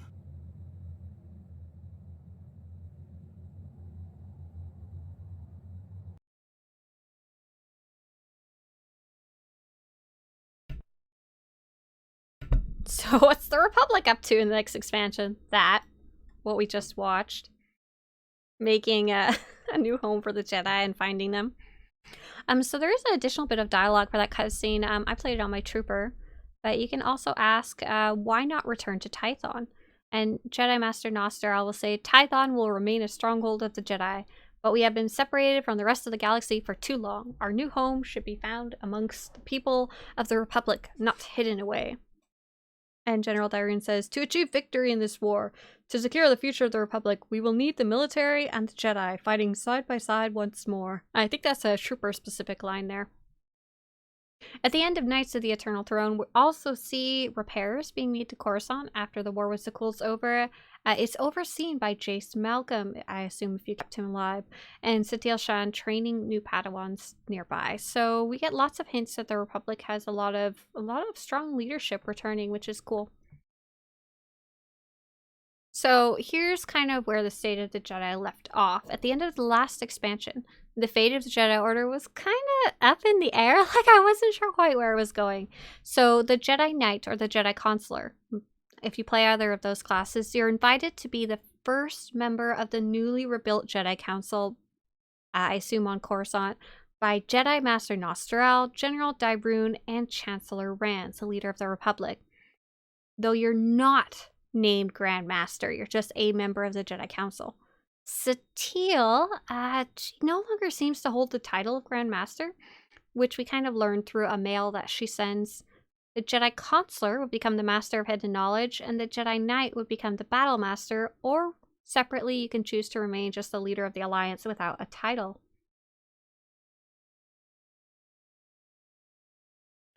So if there is this really cool bit of lore that you only get if you're an Imperial character betraying the Empire. If you're a saboteur, Imperial saboteur? Yes. So you'll get a saboteur meeting that gives you a little more hints of what's coming up with the Jedi. So you're talking to Jonas Blocker, who's a SIS agent for the Republic, and he says, Sal and her friends have some big plans coming up, and I think you could be a big help. And Sal Duran, this new Jedi, shows up on a hologram.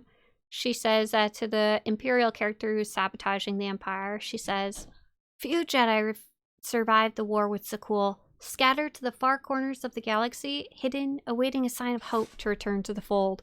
We intend to give them that sign very soon, and when we do, the Empire will try to stop us at any cost. You can stop them in ways no one else can, warn us of impending attacks, feed us intel on lost comrades. You can help us save the Jedi. So super cool, this little bit of lore and hint that only shows up in that one iteration of your choices that you could make. Very cool. So we know that they're trying to rebuild the Coruscant Temple. They're trying to rebuild the Jedi Order. They're trying to rebuild the Jedi Council. And they're trying to find Jedi and bring them home because they were in hiding from Sakul. And although the war with Sakul is over, because the galaxy is such a big place, they may not even know that Jedi are, like, alive anymore, period. So who was on the Jedi Council before? So, it's a bit complicated because we often don't see them all at once. So we know Satele Shan, Grand Master, Orgus Din, Jarek, we've got Bellaquix, Tol Braga, Nostral, Seobakarn, and those were the ones that most people have heard of at some point or ran into in their class stories. On top of that, there's Seadril Gend, and he shows up in the Dread Seed quests. I think it's maybe the Macro Binoculars or Secret Droid quests. I can't remember exactly. But he just kind of shows up in that one quest saying, oh yeah, I'm a Jedi Council member. And you're like, I've never seen you before. And he's like, I've been busy. And we also know Auric Tralis was a Jedi Council member. You encounter him if you're an Imperial player attacking Tython in the Assault on Tython. I always forget what it's called. Flashpoint. And you kill him. So... oops, bye. And there's also was Jedi Council member Zim. He was another character that looked like Tol Braga and Nostral, and he was in the comics, I believe, but he's no longer alive by the time the game starts. There's also 3 Jedi Council members from one of the books called Fatal Alliance, and they're mentioned kind of by name only in the books, and they never show up in the game, and they're not in the game's codexes or anything, so by the time the game starts, I don't really know what their state is. However, I believe Auric Tralis was also mentioned in the books, and we saw him show up at a later date, so that's kind of cool. Maybe we'll see these other 3 characters kind of show up from the woodworks from the books. I guess we'll see. And then lastly, the SWTOR, the Jedi Consular, right? Or is it the Jedi Knight? I can't remember. They're a member of the Jedi Council as well. I don't even know. Can you refuse that? So we got the former Jedi Council at the top. So the Jedi from Ossus have rejoined the Republic. They were evacuated and are working with the Republic. The Jedi Orders are building on Coruscant, the temple, with the support of the Republic, which I think is very important. They were a lot of the times at odds before. The Jedi Council is being reformed, so the only member right now is going to be your Jedi Consular or Jedi Knight if you accept. Okay, so Jedi Consular is SWTOR, nice. A sign of hope will soon be shown to Jedi hidden across the galaxy to invite them to return to the fold. And we know that the Empire is going to try and stop these Jedi at any cost, even though they're weak. If they can strike the Jedi while they're weak too, that would be pretty much the only time they have of cutting their legs out from beneath them. So I do have a poll for you guys.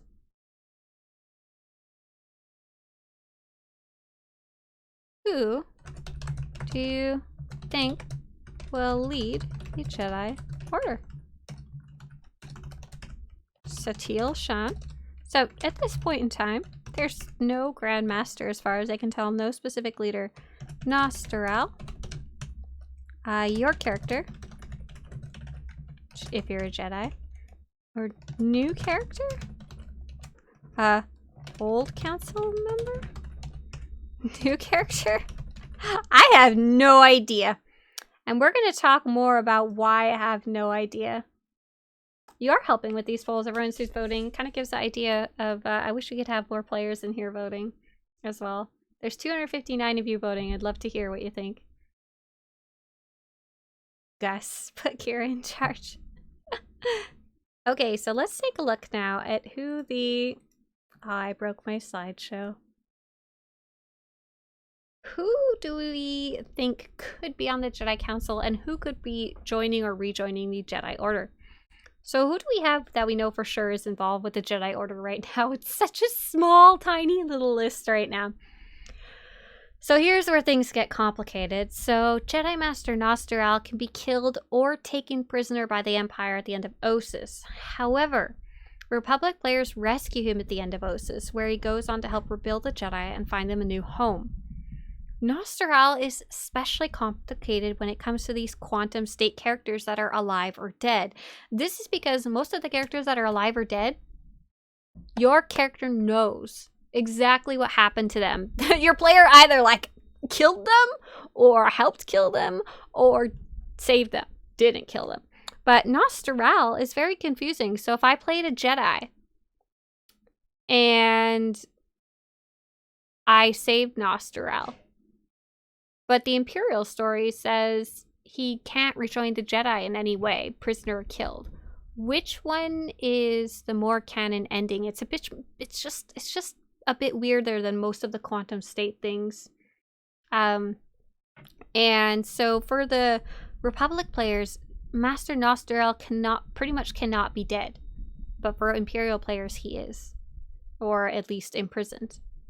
I don't know. It's a weird one. So SWTOR kind of makes the most sense to be the leader of the council right now, but it gets complicated because he could be dead. Jedi Master Bellaquix we meet in the Jedi Knight story, and she's very badly hurt on Tatooine due to the shock drums, if any of you remember that.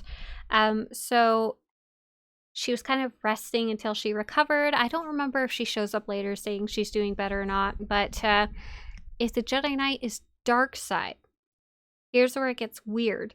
If the Jedi Knight is dark side, in the Nathema Conspiracy Flashpoint, she will show up for sure, and the Jedi Knight will kill her.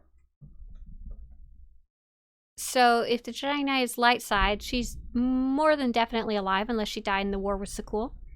Otherwise, she's dead for sure. Yeah, so that's a mostly no. She comes back in Corellia, but I can't remember what state she's in. So SWTOR is alive. She is missing from the galaxy for a long time. We know she returned to Coruscant to teach new students. And then she did the thing with Tenebrae in the Echoes of Oblivion storyline where she trapped him in her mind. However, we know 2 of her students actually partially died. One died for sure, one temporarily died. And so we can only assume that it was a painful and taxing ritual. And she's probably not in her best state right now. So I don't know if she's up for being the Grand Master, even though she's the most experienced Jedi in the entire, probably galaxy right now. So Erin Lanier. Erin Lanier is a very interesting character, and we're going to be going over her more when we dive into the Malgus section. So she was originally disowned by the Jedi, I believe before the game even kicks in, not too long before though. Her master got killed by Darth Malgus. She got angry, wanted to go take revenge on him, and then some stuff happened that we'll talk a bit more about after. But she then went to hide on Dantooine and returned to Coruscant at the very end of the last story content. So she was a Jedi. She's quite powerful. She could technically be part of the council if needed, or at least she could help in some way, but we don't even know if she wants to. We don't know what her story is yet. In the meantime, what her current mindset is. So we'll see. We'll see what happens with her. Gonna be interesting. So Sal Duran is the one we talked about earlier that you only see in the Imperial Saboteur storyline. She is one of the few surviving Jedi after the war in Sakul. She wants to find those missing scattered Jedi. So we actually only see her in a hologram. And I don't think we ever see her on Coruscant or Tython or anything like that. So I kind of assume she works directly with the SIS and she's like a field Jedi. She probably will never see her at home at all, but we'll see. She's technically one of the few working Jedi here. So we'll see. Tau Adair is a very interesting character because she's one of the new very main characters. She was very involved with Onslaught and Osis, and she's alive for sure. Like, there's no question about it, which is cool, and so is her Padawan Arn. She helped the Jedi evacuate from Osis. She really took a leadership role, and they fought Darth Malgus on Corellia. However, she's considered very hot-headed, not quite sunk into her Jedi teachings of serenity and stuff like that, and she's still teaching Arn the same lessons. So she's not really suited to be a council leader, but we're real short on Jedi these days, so who knows. She does have a lot of experience with the current troubles of the galaxy, though. And lastly, at the end of Onslaught, the Jedi Consular or Jedi Knight could become a first member of this new Reformed Council. And lastly, who do we know is a part of the Jedi Order? We know for sure that Satil's Padawans are part of the Jedi Order. So at the end of Knights of the Fallen Empire, we see, I think actually Knights of the Eternal Throne, we see Satil training Padawans on Coruscant. We don't know their names or really what they look like. We know one Padawan has long black hair. That's it. The rest are all wearing hoods. And then we know 5 more survive the Echoes of Vengeance storyline. The one that's a Cathar dies properly, and the one with orange hair comes back to life. All right, now here's let's take a look at your poll. Here's where things start getting crazy, though. And full. Few results.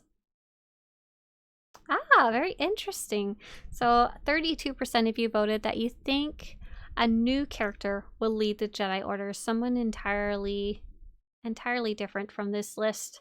28% voted Satil Shan, 23% voted Nostaral, 16% voted your Jedi Consular or Jedi Knight, and 1% of you voted an old council member. We kind of left out some Kira, Nadia, and stuff, some other big ones, but we only have so many options on the poll. Ready for crazy time? Okay, let's now talk about all the possibilities of who could rejoin the Jedi Order, and any of them could possibly be on the Jedi Council if needed. But we're more going to talk about who is going to be in the Jedi Order, period. Who's going to be coming back to the temple or not. Let's go! Okay, so we got Cedral Gend, who was the former Jedi Council member from the Seeds of Rage quest. We don't know what happened to him at all.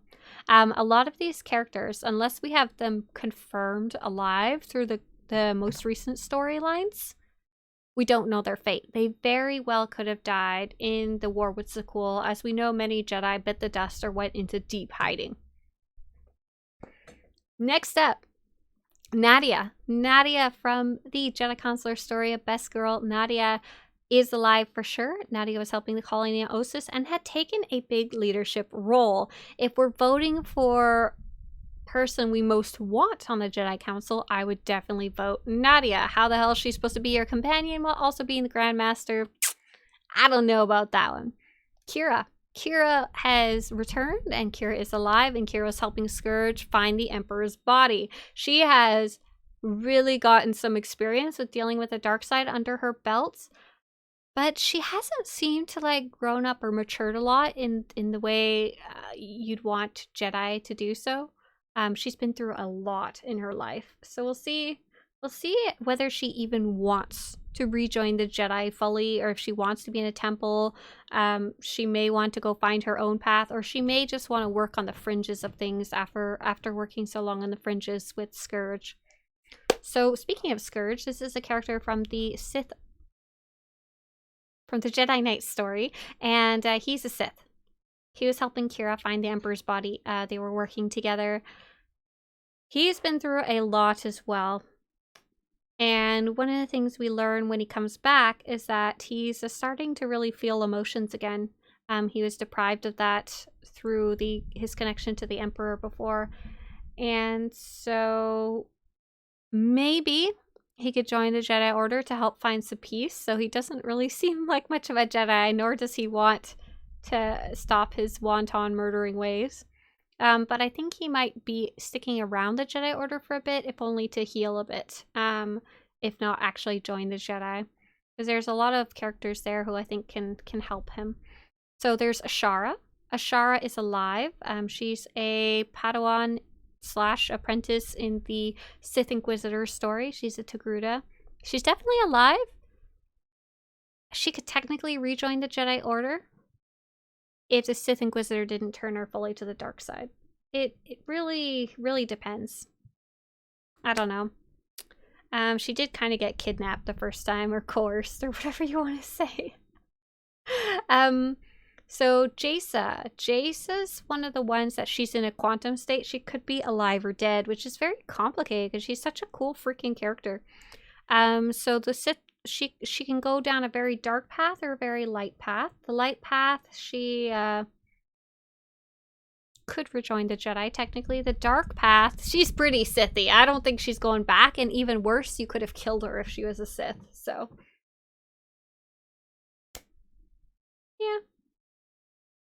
yeah, Ashara's not super dark side, so she could possibly even rejoin if she wasn't on the path of light. So there's Temple, Reyna Temple. If you've had a chance to talk to her in the Imperial Agent story, you'll learn that she is minorly force sensitive. Like, she can do some very basic force tricks. If I remember right, the reason she'd ever joined the Sith Order was because she would not survive the Korriban Academy. She wouldn't be strong enough. So she now just uses them and kind of stays undercover. And that's why she's allied with the Chiss and out on Hoth to keep her a bit safe. And however, the Jedi have a little less rigid view of force powers and powerfulness. If you have enough force powers to join the Jedi Temple, but not enough to go through with the full training, there's something called the Jedi Peace Corps, I think. The Jedi Corps? I can't remember exactly. That you can go join, where you still help the Jedi in some way or another. Or she might just stay as an agent, because she's quite good at that. It's a little complicated. Yeah. So there is the option for Arkin and Senya to join the Jedi Order. If you didn't kill them, obviously. And probably wouldn't want to join if you allied with the Empire. But we'll see. They're both powerful Force users. Redeemed Arkin does seem to want to learn a lot and to get to know the other options that are available in the galaxy around him, and not just what his father taught him and what Segul taught him. Senya might be a little too old, but she seems to like teaching. So maybe she could help Padawans or something? I don't really know. So next up, Sumali, Jedi Master Sumali, is a character people like from the Smuggler story. However, she's also in a quantum state. Dark side smugglers will also have to kill her on Nathema. Light side smugglers, it's assumed she's still alive, but not even that's 100% sure. So Bengal Moore is a really cool character from the beginning of the Jedi Knight story. He's causing chaos and real angry at the Jedi, blah blah blah, and so you can either redeem him, send him back to the Jedi Order, or set him free. The set him free option is quite cool because you kind of ally with him and he'll tell you little secrets along the way. But I've been told that he eventually finds his own redemption and eventually goes back to Tython. Is that correct? So next up, Oteg. Master Oteg was someone I thought of, who's from the Maelstrom prison and Yavin 4 Republic side quests. He's the quest giver, and he's a quite interesting Yoda type Jedi Master. However, you can kill him in one of the Imperial flashpoints, is what I've heard. Yeah. So I assume that means he can't be alive later. So next up, we've got a lot of characters from the Jedi Consular story. So in short, in the Jedi Consular story, there is a bad guy. The bad guy is infecting different Jedi Masters with a plague, and it turns out all those Jedi Masters are connected in some way or another, and so they can be basically killed. Sorry, you can save them or you can let them die. Pretty much, give or take. However, I've heard that in some iterations of the story, no matter what you do, they die, and I haven't been able to confirm this very well. It seems almost like an oversight, since choices tend to matter. So we've got Yuan Par, we've got Duras Vane, Eris Valsin, Sidoni Garen, Sin Tyken, and all of them are quite powerful Jedi Masters, so they would be useful if we're rebuilding the temple. We'll kind of see. Next up is Jedi Master Sio Bakarn, who is actually a major character in both the Jedi Knight story and the Jedi Consular story, as he's a member of the Jedi Council. He can be killed, or I guess let die, or killed directly by the Jedi Consular. However, even if you don't kill him, he does show up in the Echoes of Oblivion storyline as kind of a Force ghost or Force spirit, as one of the people helping to defeat the Emperor. So I think that's a safe assumption to make that he's dead. So maybe he died in the war with Zakul if you didn't kill him yourself. So that's where we're sitting with that story. I'm still a little confused about the Jedi Consular characters, but they may or may not be around depending on what happens. Yuan Par would be great for the council, but yeah, she's got that weird quantum state. I'm getting cold. I need a blanket. All this Jedi talk. So next up is Warren Sadoru, who is a member of the Jedi Knight story. And there's a kind of similar story of corruption there. These three different characters, strong Jedi Masters, went to Malachor, I believe, Malachor 3. And they got corrupted at some point, I think. I'm trying to remember if that was that or the Jedi Consular story. But so there's Master Tolraga, Warren Sadoru, and Liha Nerez, who are kind of connected to each other. So Tolraga, we see him on the Jedi Council, and so he can be killed or let die by the Jedi Knight, or he can be redeemed and sent back to the Jedi Council, which is super cool. You think he's a Jedi, and then all of a sudden he's in this Sith armor, and then you can convince him in his Sith armor to go back to the Jedi Council. It's awesome! But I'm cold, sorry. But during the Imperial Agents story, you meet the Star Cabal, and they're a big shadowy organization that definitely assassinates people, and the Star Cabal believes that Tolbraga is dead. It's just kind of like a side comment made. Whether he's dead or not, unclear, but I think that means Tolbraga is pretty much closed out from future storylines. Next up is Warren Sadoru, who's also part of that story. They can be killed by the Jedi Knight or redeemed during the story, like sent back to the Jedi. Liha Naris goes through the same thing. She kind of get brainwashed, and you can I'm pretty sure you can't kill her or keep her a Sith. I'm pretty sure you have to send her back to the Jedi Council from the story cutscenes I was watching. And same thing with Jomar Chul, who is like her boyfriend, and he takes her back to the Jedi Council. So those two might be actually guaranteed to be kicking around unless they died in the war with Zakul. I don't know, we'll see. Sajar is very interesting. He's a former Dark Council member. He was Tol Braga's Padawan. He was sent to Quesh because he was a former Dark Council member, and they were hoping it would be quiet and peaceful there for him. Then some stuff started happening on Quesh, and he went a little crazy. He gets sent back to Tython, I think, to try and redeem himself and heal up again. Trying not to be so dark side. Calpheus. So Calpheus is a Dreadmaster.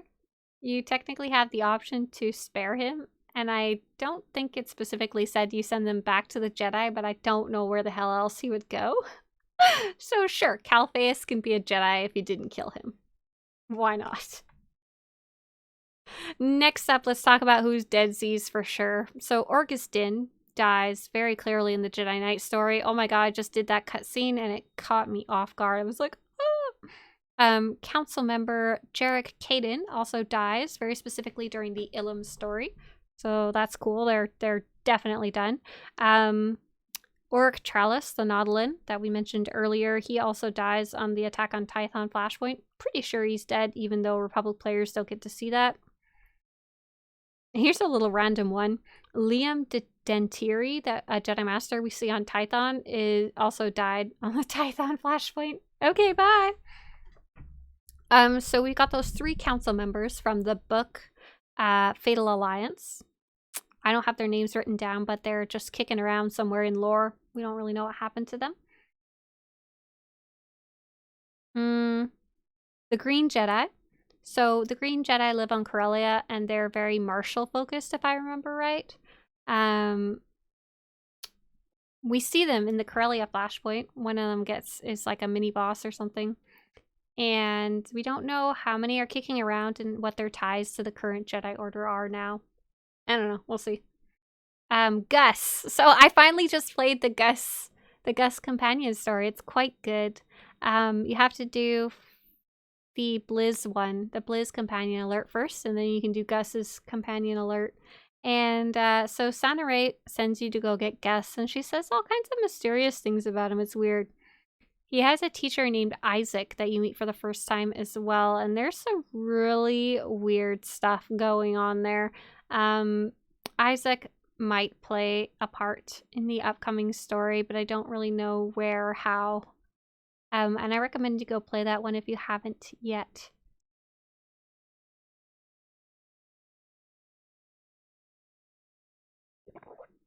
So Kutri Oa is from the Jedi Consular story on Rishi. And you can only play this story if you are a Jedi Consular. And so as far as I know, he's not dead. Of course, could have died in the war with Sakul.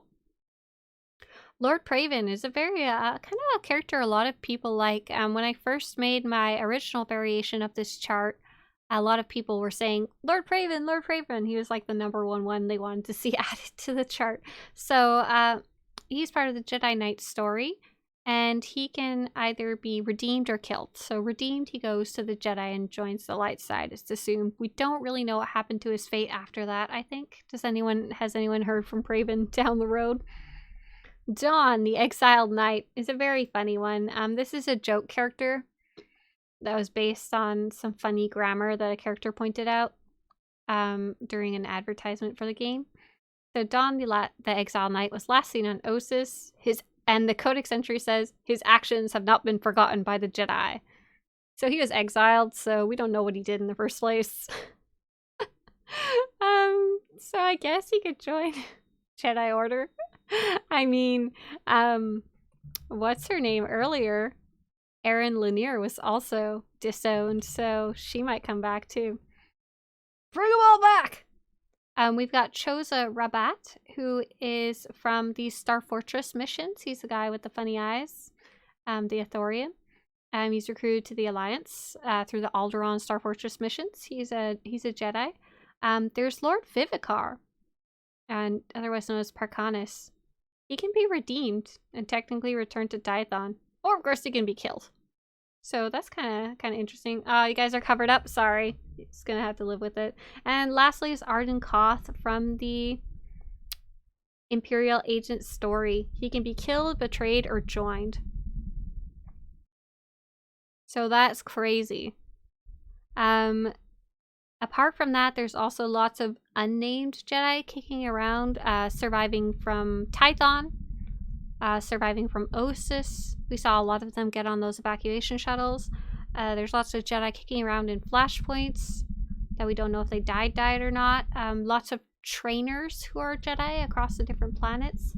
Lots of vendors that are Jedi across the different areas, including the fleet. Any of them could could come back in some way or another, I guess.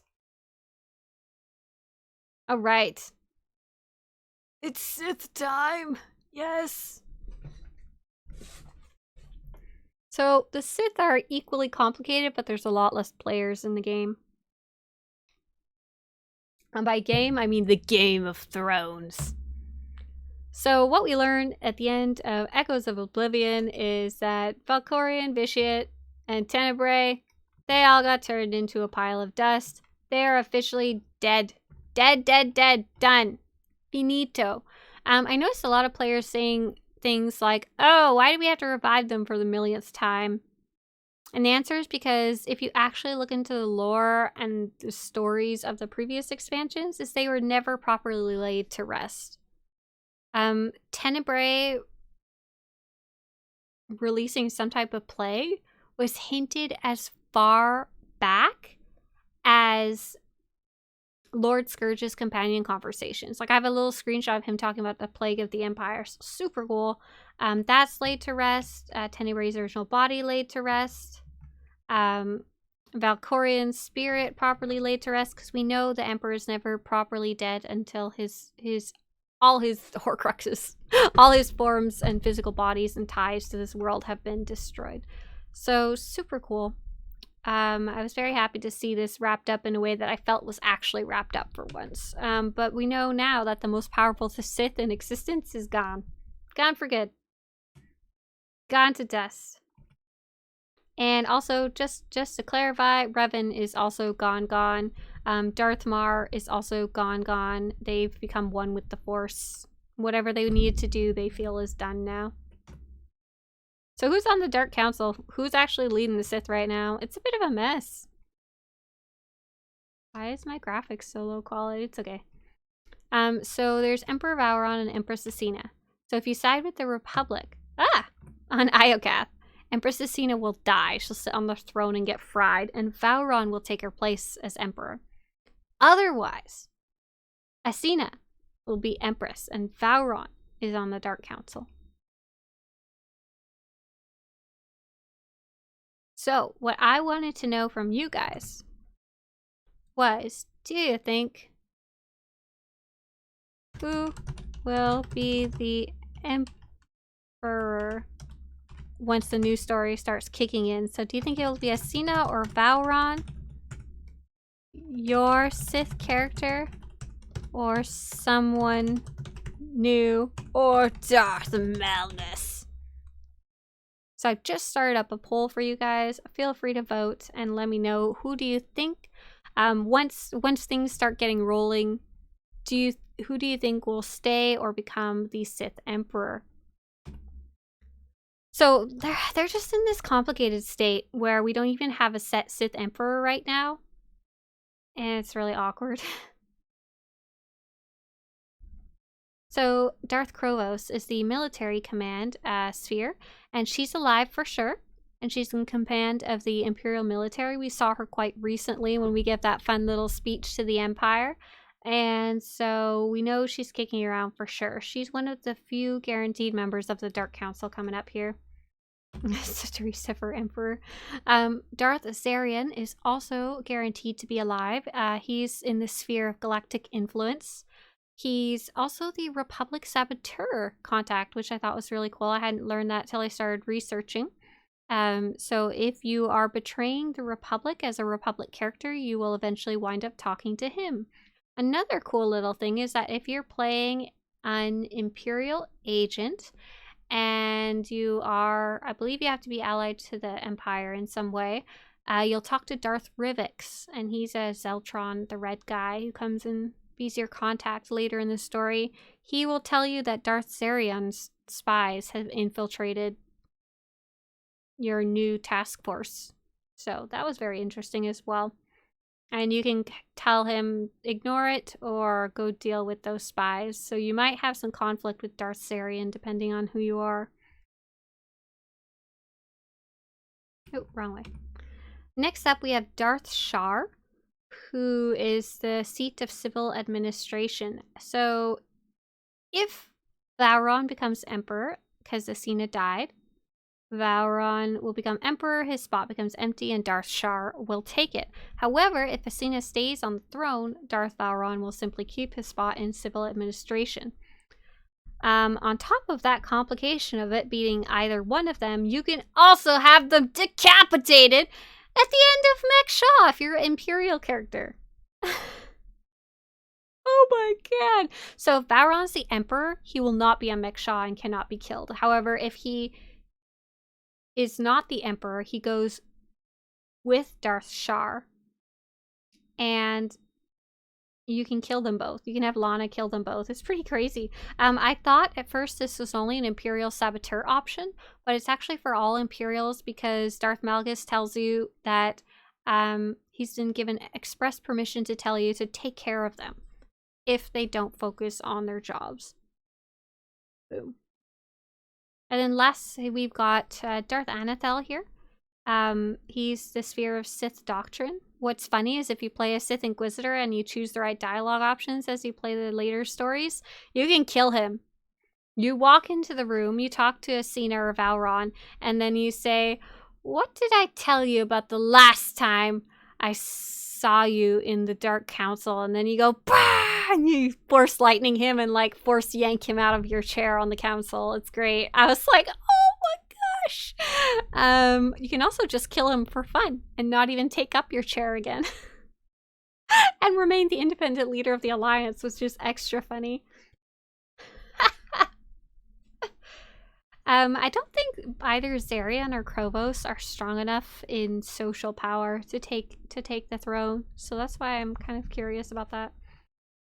And then lastly is Darth Savik. She's a bit complicated. She's in the sphere of scientific advancement, so the Imperial Saboteur can actually lead to her death at the end of Onderon through Malgus' displeasure at her failure. The Republic has her arrested. So I think she's mostly done being on the Dark Council, but I wasn't entirely sure about that. We'll kind of see when we get there, but she's probably done. So we've got a weird state of their Dark Council. Like half of them are dead, half of them are maybe dead, half of them are either or. The only two we have guaranteed are Zarian and Krovos. So this is one of the reasons I say the Empire is very weak right now. They don't have any really strong charismatic leaders right now, except maybe Asina if you kept her around. Yeah, so they're kind of a mess. So let's take a look at what you guys voted. Alright, so you guys think Asina and Vowron are going to keep their spot on the throne, either which one you have on your throne currently. Nice, with 53%. Next up at 27%, you guys voted Darth Malgus. Third at 12% is your Sith character, and 8% is someone new that we maybe haven't met yet, or what hasn't been a major character. Or maybe Darth Krovos or Zarian. Okay, so here is my predictions for the Sith. Ha! This isn't even predictions yet. This is a bunch of other Sith characters that we should make a mention of. So Darth Ballora.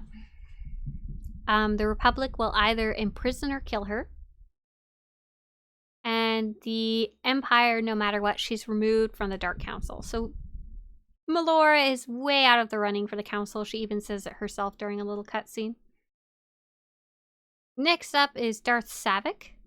As we mentioned, she's kind of in a weird spot. We don't really know exactly where she is right now, but she's probably done. If you do good with her, though, if she's praised, she'll be sent to Corellia. So she could still be alive and free and acting in some stories. Oh my goodness, thank you very much, Big Sick. And thank you everyone else who's been subscribing during this time, and bits as well. I appreciate it. This is a very focused stream today. So Darth Mortis is also complicated. He was on the council. And let me read you a little bit from a codex. Asina declared loyalty to Arkin and allegedly helped him eliminate several council members who refused to bow before the Eternal Throne. With her rivals out of the picture, Asina declared herself Empress of the Sith, and Arkin publicly acknowledged her claim. Whispered gossip suggested their relationship went much deeper than mere political alliance, though little exists to substantiate those rumors. So, Mortis is found not to be dead in the most recent storylines because he can be killed on Nathema by light side players who chose the Galactic Peacekeeper option instead of rolling as an Emperor. Emperors will not see him at all, and Indoza will take his place. So Darth Mortis is also in a quantum state. I think we can mostly rule him out of showing up again. Darth Death, yes, Darth Mortis. Next up, the rest of the Dark Council, like Darth Barris, cool stuff like that, Darth Thanaton, they bit the dust during the various stories and flashpoints and books and comics, so on and so forth. They're done. That's why this list is so short. Except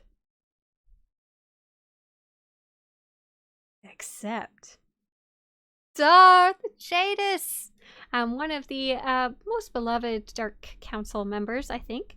He's a little bit complicated. So if you play the Imperial Agent story, you'll get to a point where you get to make some choices. And what's cool is that Darth Jadus and his story and the Imperial Agent story has some of the most branching paths of any of the class stories. So with Darth Jadus, you get a couple different choices with him, and I'm going to do my best to do them from the top of my head. So first off, you can join him and become his ally. Second, you can be his enemy and attack him. And third, you can actually talk him down from his dastardly plan if you choose the right dialogue options, and he'll just leave. So that third option, he'll leave and we won't hear from him again. He's kind of in wild space. We don't know where he's going or what he's up to. He's just gone. The first option, where you ally with him, you would think this would keep him around. He does a lot of damage to the Empire. He's reigning pretty supreme for a while, actually. He takes over all of Imperial intelligence and everything. However, partway through the Imperial Agent story, if you choose that option, he'll suddenly just be like, I need to go do something out there in space, and leave you. He doesn't tell you what or when he'll be back or anything. He says, you're in charge now. Now, lastly, if you go against him, like you fight him, you will fight him, beat him down, and capture him. However, you don't get the option to kill him, which is very curious because most other class stories have that option for the bad guy. He gets taken by, I believe, Imperial intelligence and put in prison. However, here's the kicker. He escapes. Later on, they tell you he escapes from prison. So, sorry, that's me shaking my legs. He, no matter what choice you made, eventually escapes and is free and is just gone from the picture, with the idea that he would come back at some point. So, technically, Jadus could very well come back at any point during the story that he pleases. He does not die if you kill him. You do not get the option to kill him at all. So, will he come back during the expansion? I don't think so. I think after we just went through everything going on with the Mandalorians, everything going on with the Jedi, everything going on with the Sith, I think there's already too many plot elements, and I don't think he'll be coming back as much as I want him to. I don't think this is the right story to make it happen. I kind of wish he had come back during the Zakul stuff. That kind of would have made sense, but this is not it, sadly. I think it'd be one too many things. So now, speaking of one more story element, let's talk about Darth Malgus. This is the one that I had to dig the deepest for to understand what the actual story was.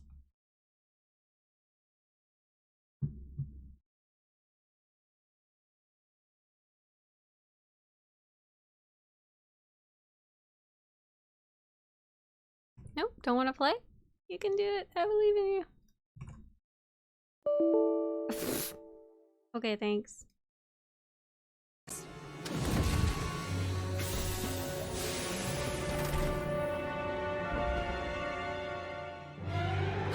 No! Impossible! You died!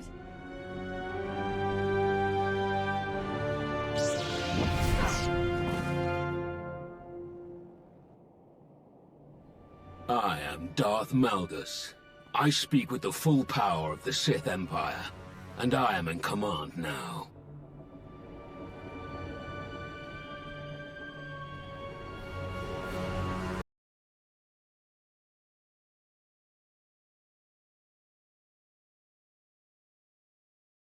That's what happens with Malgus, right? All of a sudden he just shows up out of the blue. Everyone thought he's dead, but on Ossus, he's there all of a sudden.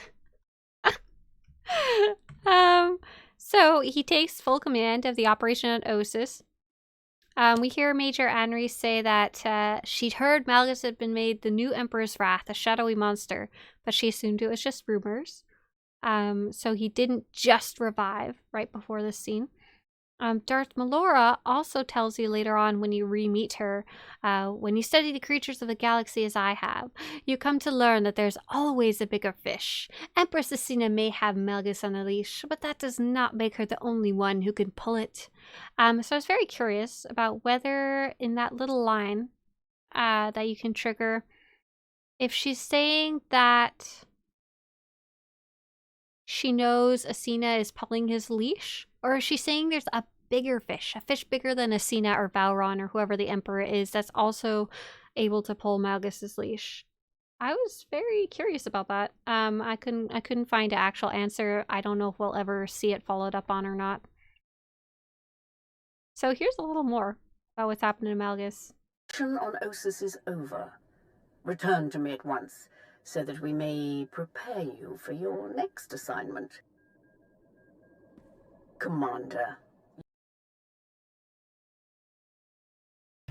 Did you see Malgus's eyes? They just get huge. They're like, oh crap. There's a line shortly somewhere around there where Darth Valron says, a shame that Malgus couldn't enjoy the fruits of his efforts. And Empress Asina says, his recovery will take some time, but rest assured he will return to the fold soon enough.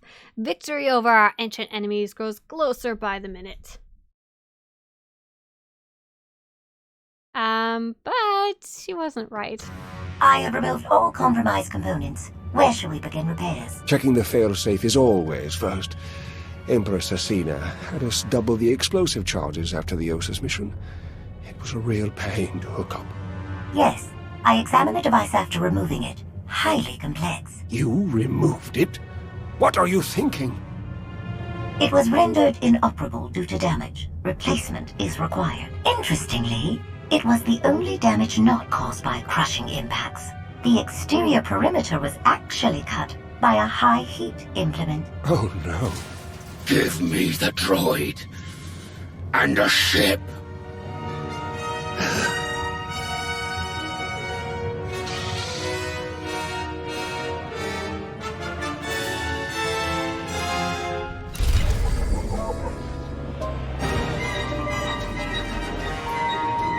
Oh no, Star Wars music. So there's that super awesome little scene. Such a cool scene to watch. The way I interpret it was that after he fell on Corellia, he got picked up by the Sith to be reprogrammed and patched up for the next mission. And he took that time to stab himself with a lightsaber to take off the failsafe. And the failsafe is what causes him to follow Asina's orders, or it sounds like a bomb will go off in his body. That's pretty extreme. So yeah, he takes that, and what happens? What happens next? I have removed all compromised components. Oh. I said, what happens next? Darth Malgus. I haven't seen him since Corellia. You are not alone in that. No one has seen him since the battle. It's all rather mysterious. Perhaps he was more badly injured than anyone knows. Or perhaps he's gone rogue again. But surely that's not possible.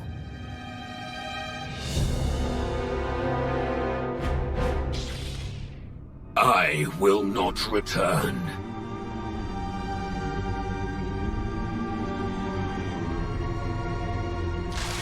I will not return.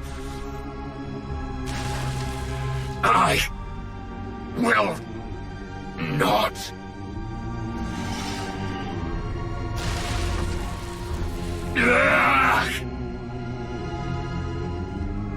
Once again, your vital signs have elevated far beyond ideal values. I am concerned that these episodes pose a risk of permanent damage. Then stop them. I have already removed all physical modifications related to your loyalty assurance protocols. These hallucinations are the result of psychological manipulation. To correct such potent mental conditioning is beyond my program's scope of practice. Honestly, I am unaware of any technique capable of editing the pathways of your mind so extensively.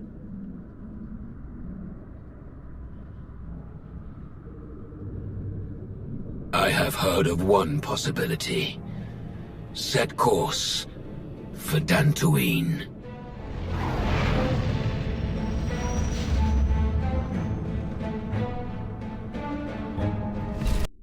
So pretty cool. This scene is Imperial exclusive. And we get another half of the story, Republic's side. And this, we were talking a little bit about Erin Lanier earlier, and this is where we see her in-game. I haven't heard anything since Corellia. None, which is very strange. He should have returned to the front lines by now, even if his wounds were severe. I only hope we can determine his next move before he strikes again.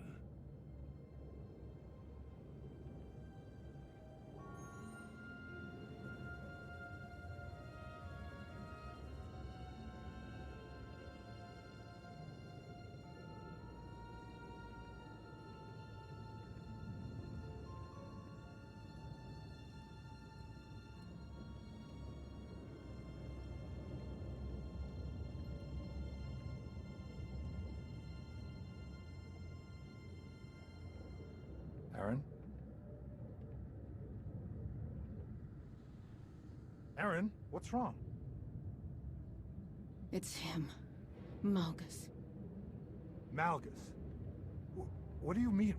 What about him? He's almost here. I can sense him. He's coming to Dantooine. Then let's be ready.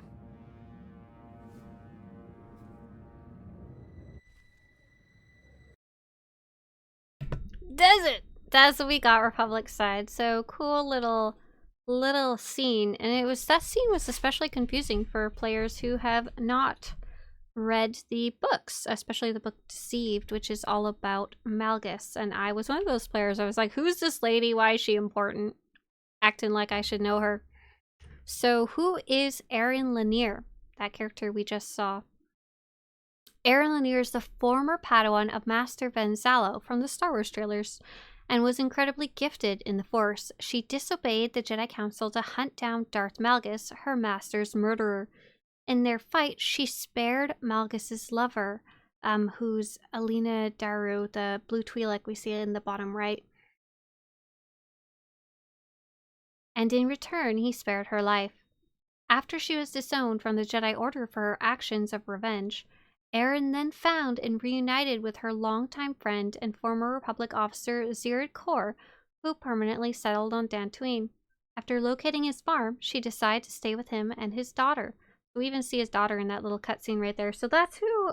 Oh, I'm in the way.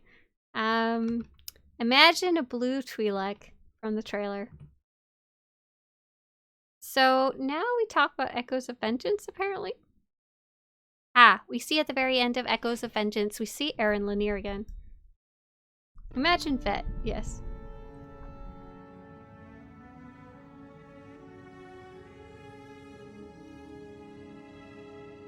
Ew. That look. Erin Lanier. I understand you have quite a story to tell.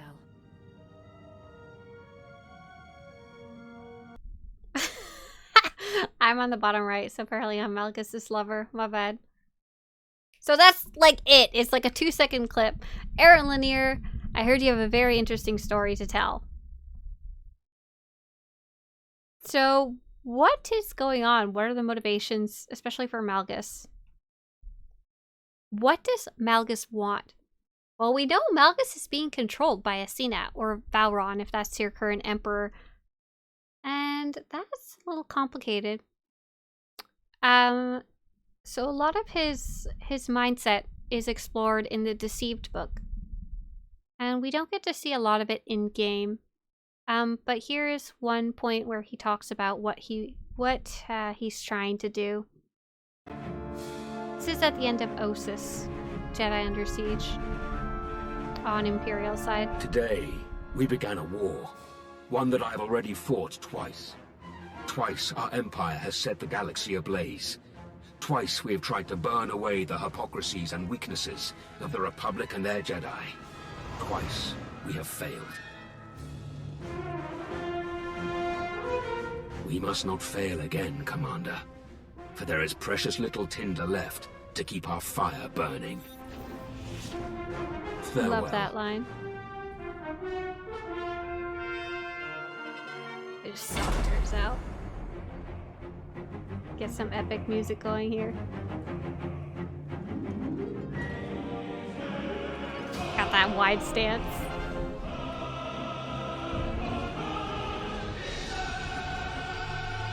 Alright, get on with it. So what does Malgus want? To crush the Jedi and the Republic? I don't know, he seems to really hate the Dark Council too, after what they did to him.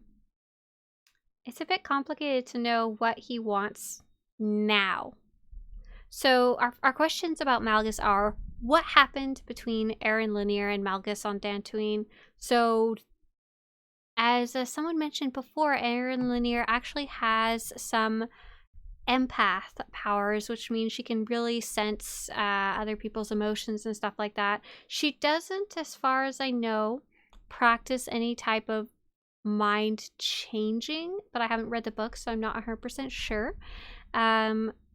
So we don't know if he went to her because he trusted her, because he thought she specifically could help. How much he knew about her was probably a little limited. So, did she help him heal his conditioning from Empress Asina or Valron? Was she unable to help him and wants to bring him back to the Jedi for healing like Satiel Shan, and that's why she went to talk to her? Did she wipe his mind? Did she fight him? Probably not fighting, based on what we saw in the books. So they did promise they would kill each other if they ever met on the battlefield. Though Dantooine doesn't really feel like a battlefield. It's a swoop race track. So like I said, we're also asking, what are Darth Malgus's goals if he's now free? Does he want to fight the Republic? Does he want vengeance on the Dark Council? Does he want to destroy the heck out of both of them? Will he join the Mandalorians and head a Cole, who may also want to destroy all of them? If he got mind wiped, would he want to join the Jedi?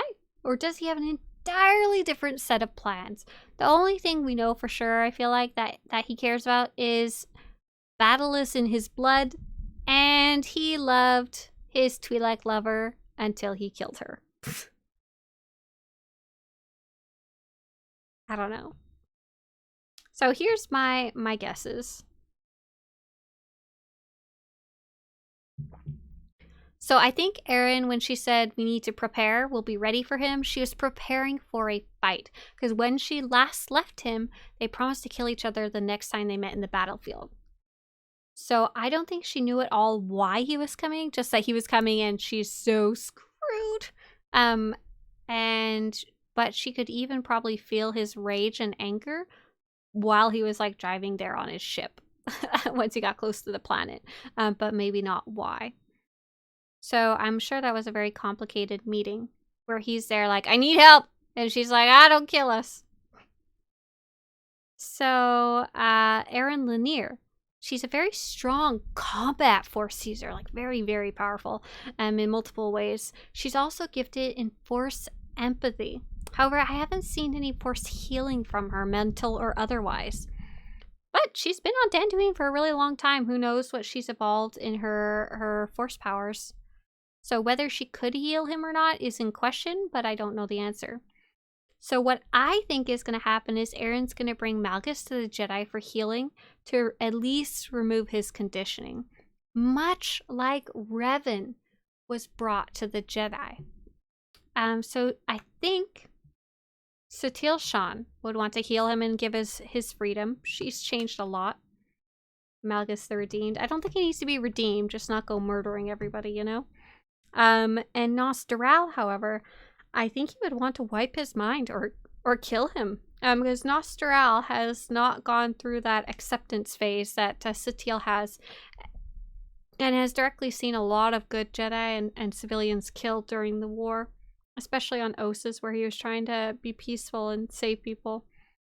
And I'm kind of curious how your character fits into that decision, whoever gets to make it. I feel like you'll get to put your input there. Whether it'll be listened to or not, I don't know, but I feel like you're going to have a say in it in some way or another. So if he gets free from his conditioning, which I think he will, either through mind wipe or through just pure healing, I think he's first going to want some vengeance on the Dark Council, so maybe the Jedi Council will just unleash him and be like, have fun! So what I was thinking was this vengeance crusade could actually fix a lot of the quantum state issues that the Dark Council has, a lot of the problems with everybody being half alive, half dead. I think he'll be the new Emperor, because he's probably the strongest, most charismatic character that the Empire really needs right now. And I think if Malgus takes the throne, it would help a lot of the problems of the Empire being so weak right now. Whether he would have a Dark Council at all, I don't know. I don't know. And what does Malgus have to do with the Mandalorians? I don't know. I don't know if they're involved at all, if they're intertwined or not, or if they're two separate stories, or Why would we want vengeance against the Dark Council? Because they literally controlled his mind. I will not return. But they made him anyway. So, the end. The end? Or is it? Ah, no. We can't give up now. We won't. Empire! Empire! Empire! Empire! Thank you, Commander. You're welcome. So now it's time.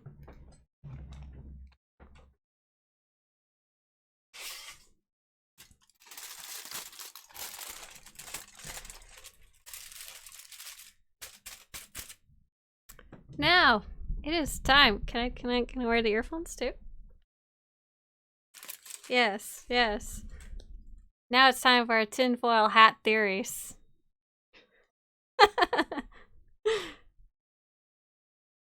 So, what will be the name of the next expansion?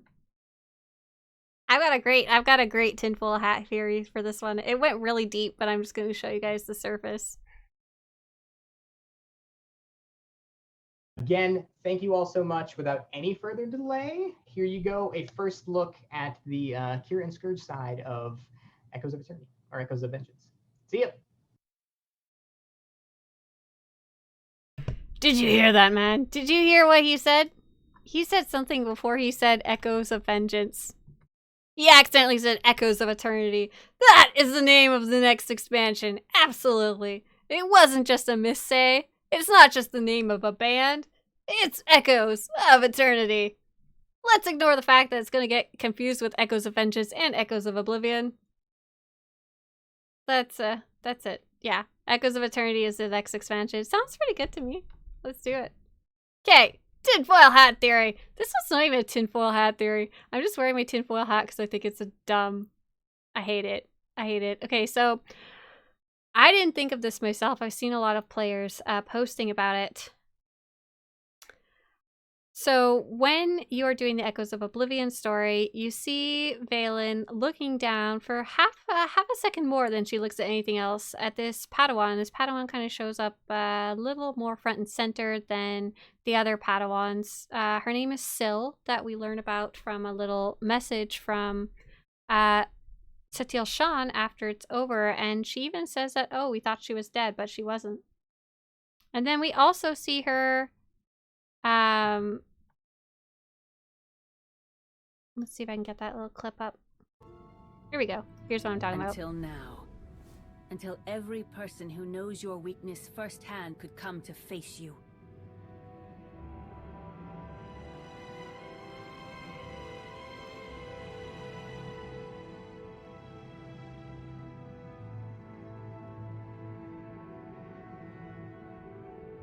Until the one person who proved you could be defeated came here to destroy you, once and for all. Once and for all. So did you see that little glance if you didn't see it the first time? And we also saw her a little later when we were watching that cutscene where where Aaron Lanier returns. We see her given a little more screen time. So players have been requesting that Vaylin comes back for a long time now. I don't think this is what anyone was expecting, but a lot of people seem excited about it. I'm not excited about it. I did want Vaylin to return, but I wanted her to return in a different manner. I really wanted her to return as a Force Ghost companion. I thought that would have been so cool. She's still dead, but she can maybe still redeem herself. We know there's a lot of different ways Force Ghosts can get left behind.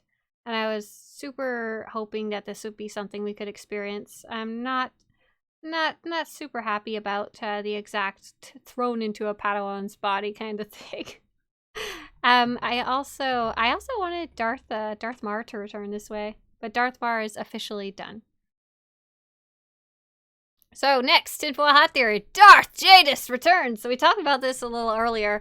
I don't think it's very plausible, but if we're going full tin hat, we got to get Darth Jadus back in here. Can you imagine if he just showed up with some crazy armada and took over the Dark Council? The Jedi are so screwed. That would be amazing. We can just delete the Mandalorian storyline and do Darth Jadus instead. It's fine. Okay. Here's my crazy tinfoil hat theory. So, another player named Marcus on a podcast really thinks there's going to be a console release. That's his tinfoil hat theory and what inspired today's addition to the predictions stream. And now I'm going to tell you about what consoles we're going to release on. It's going to come on the Nintendo Switch. It's going to come on the Nintendo 64. It's going to come on the Apple iPhone. It's going to go on the iPod Shuffle. It's going to come on the Apple iWatch. It's going to go on the iMac. I think we're ready for this. I think we're ready for this console launch. And the GameCube. That is the end of the tinfoil hat theories.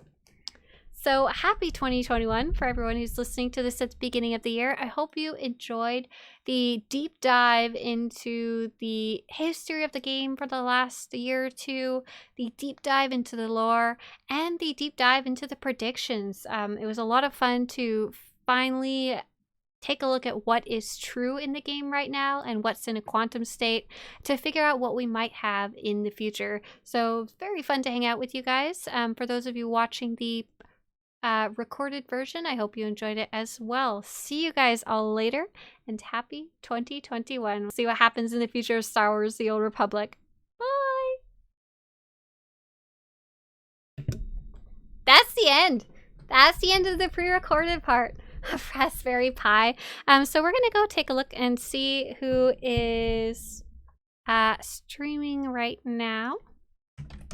Thank you for participating in the polls too. It's fun to be able to see what you guys thought as well. So it looks like Kitty Kisses is streaming. Kitty Kisses is wonderful to watch. He will not obviously be doing a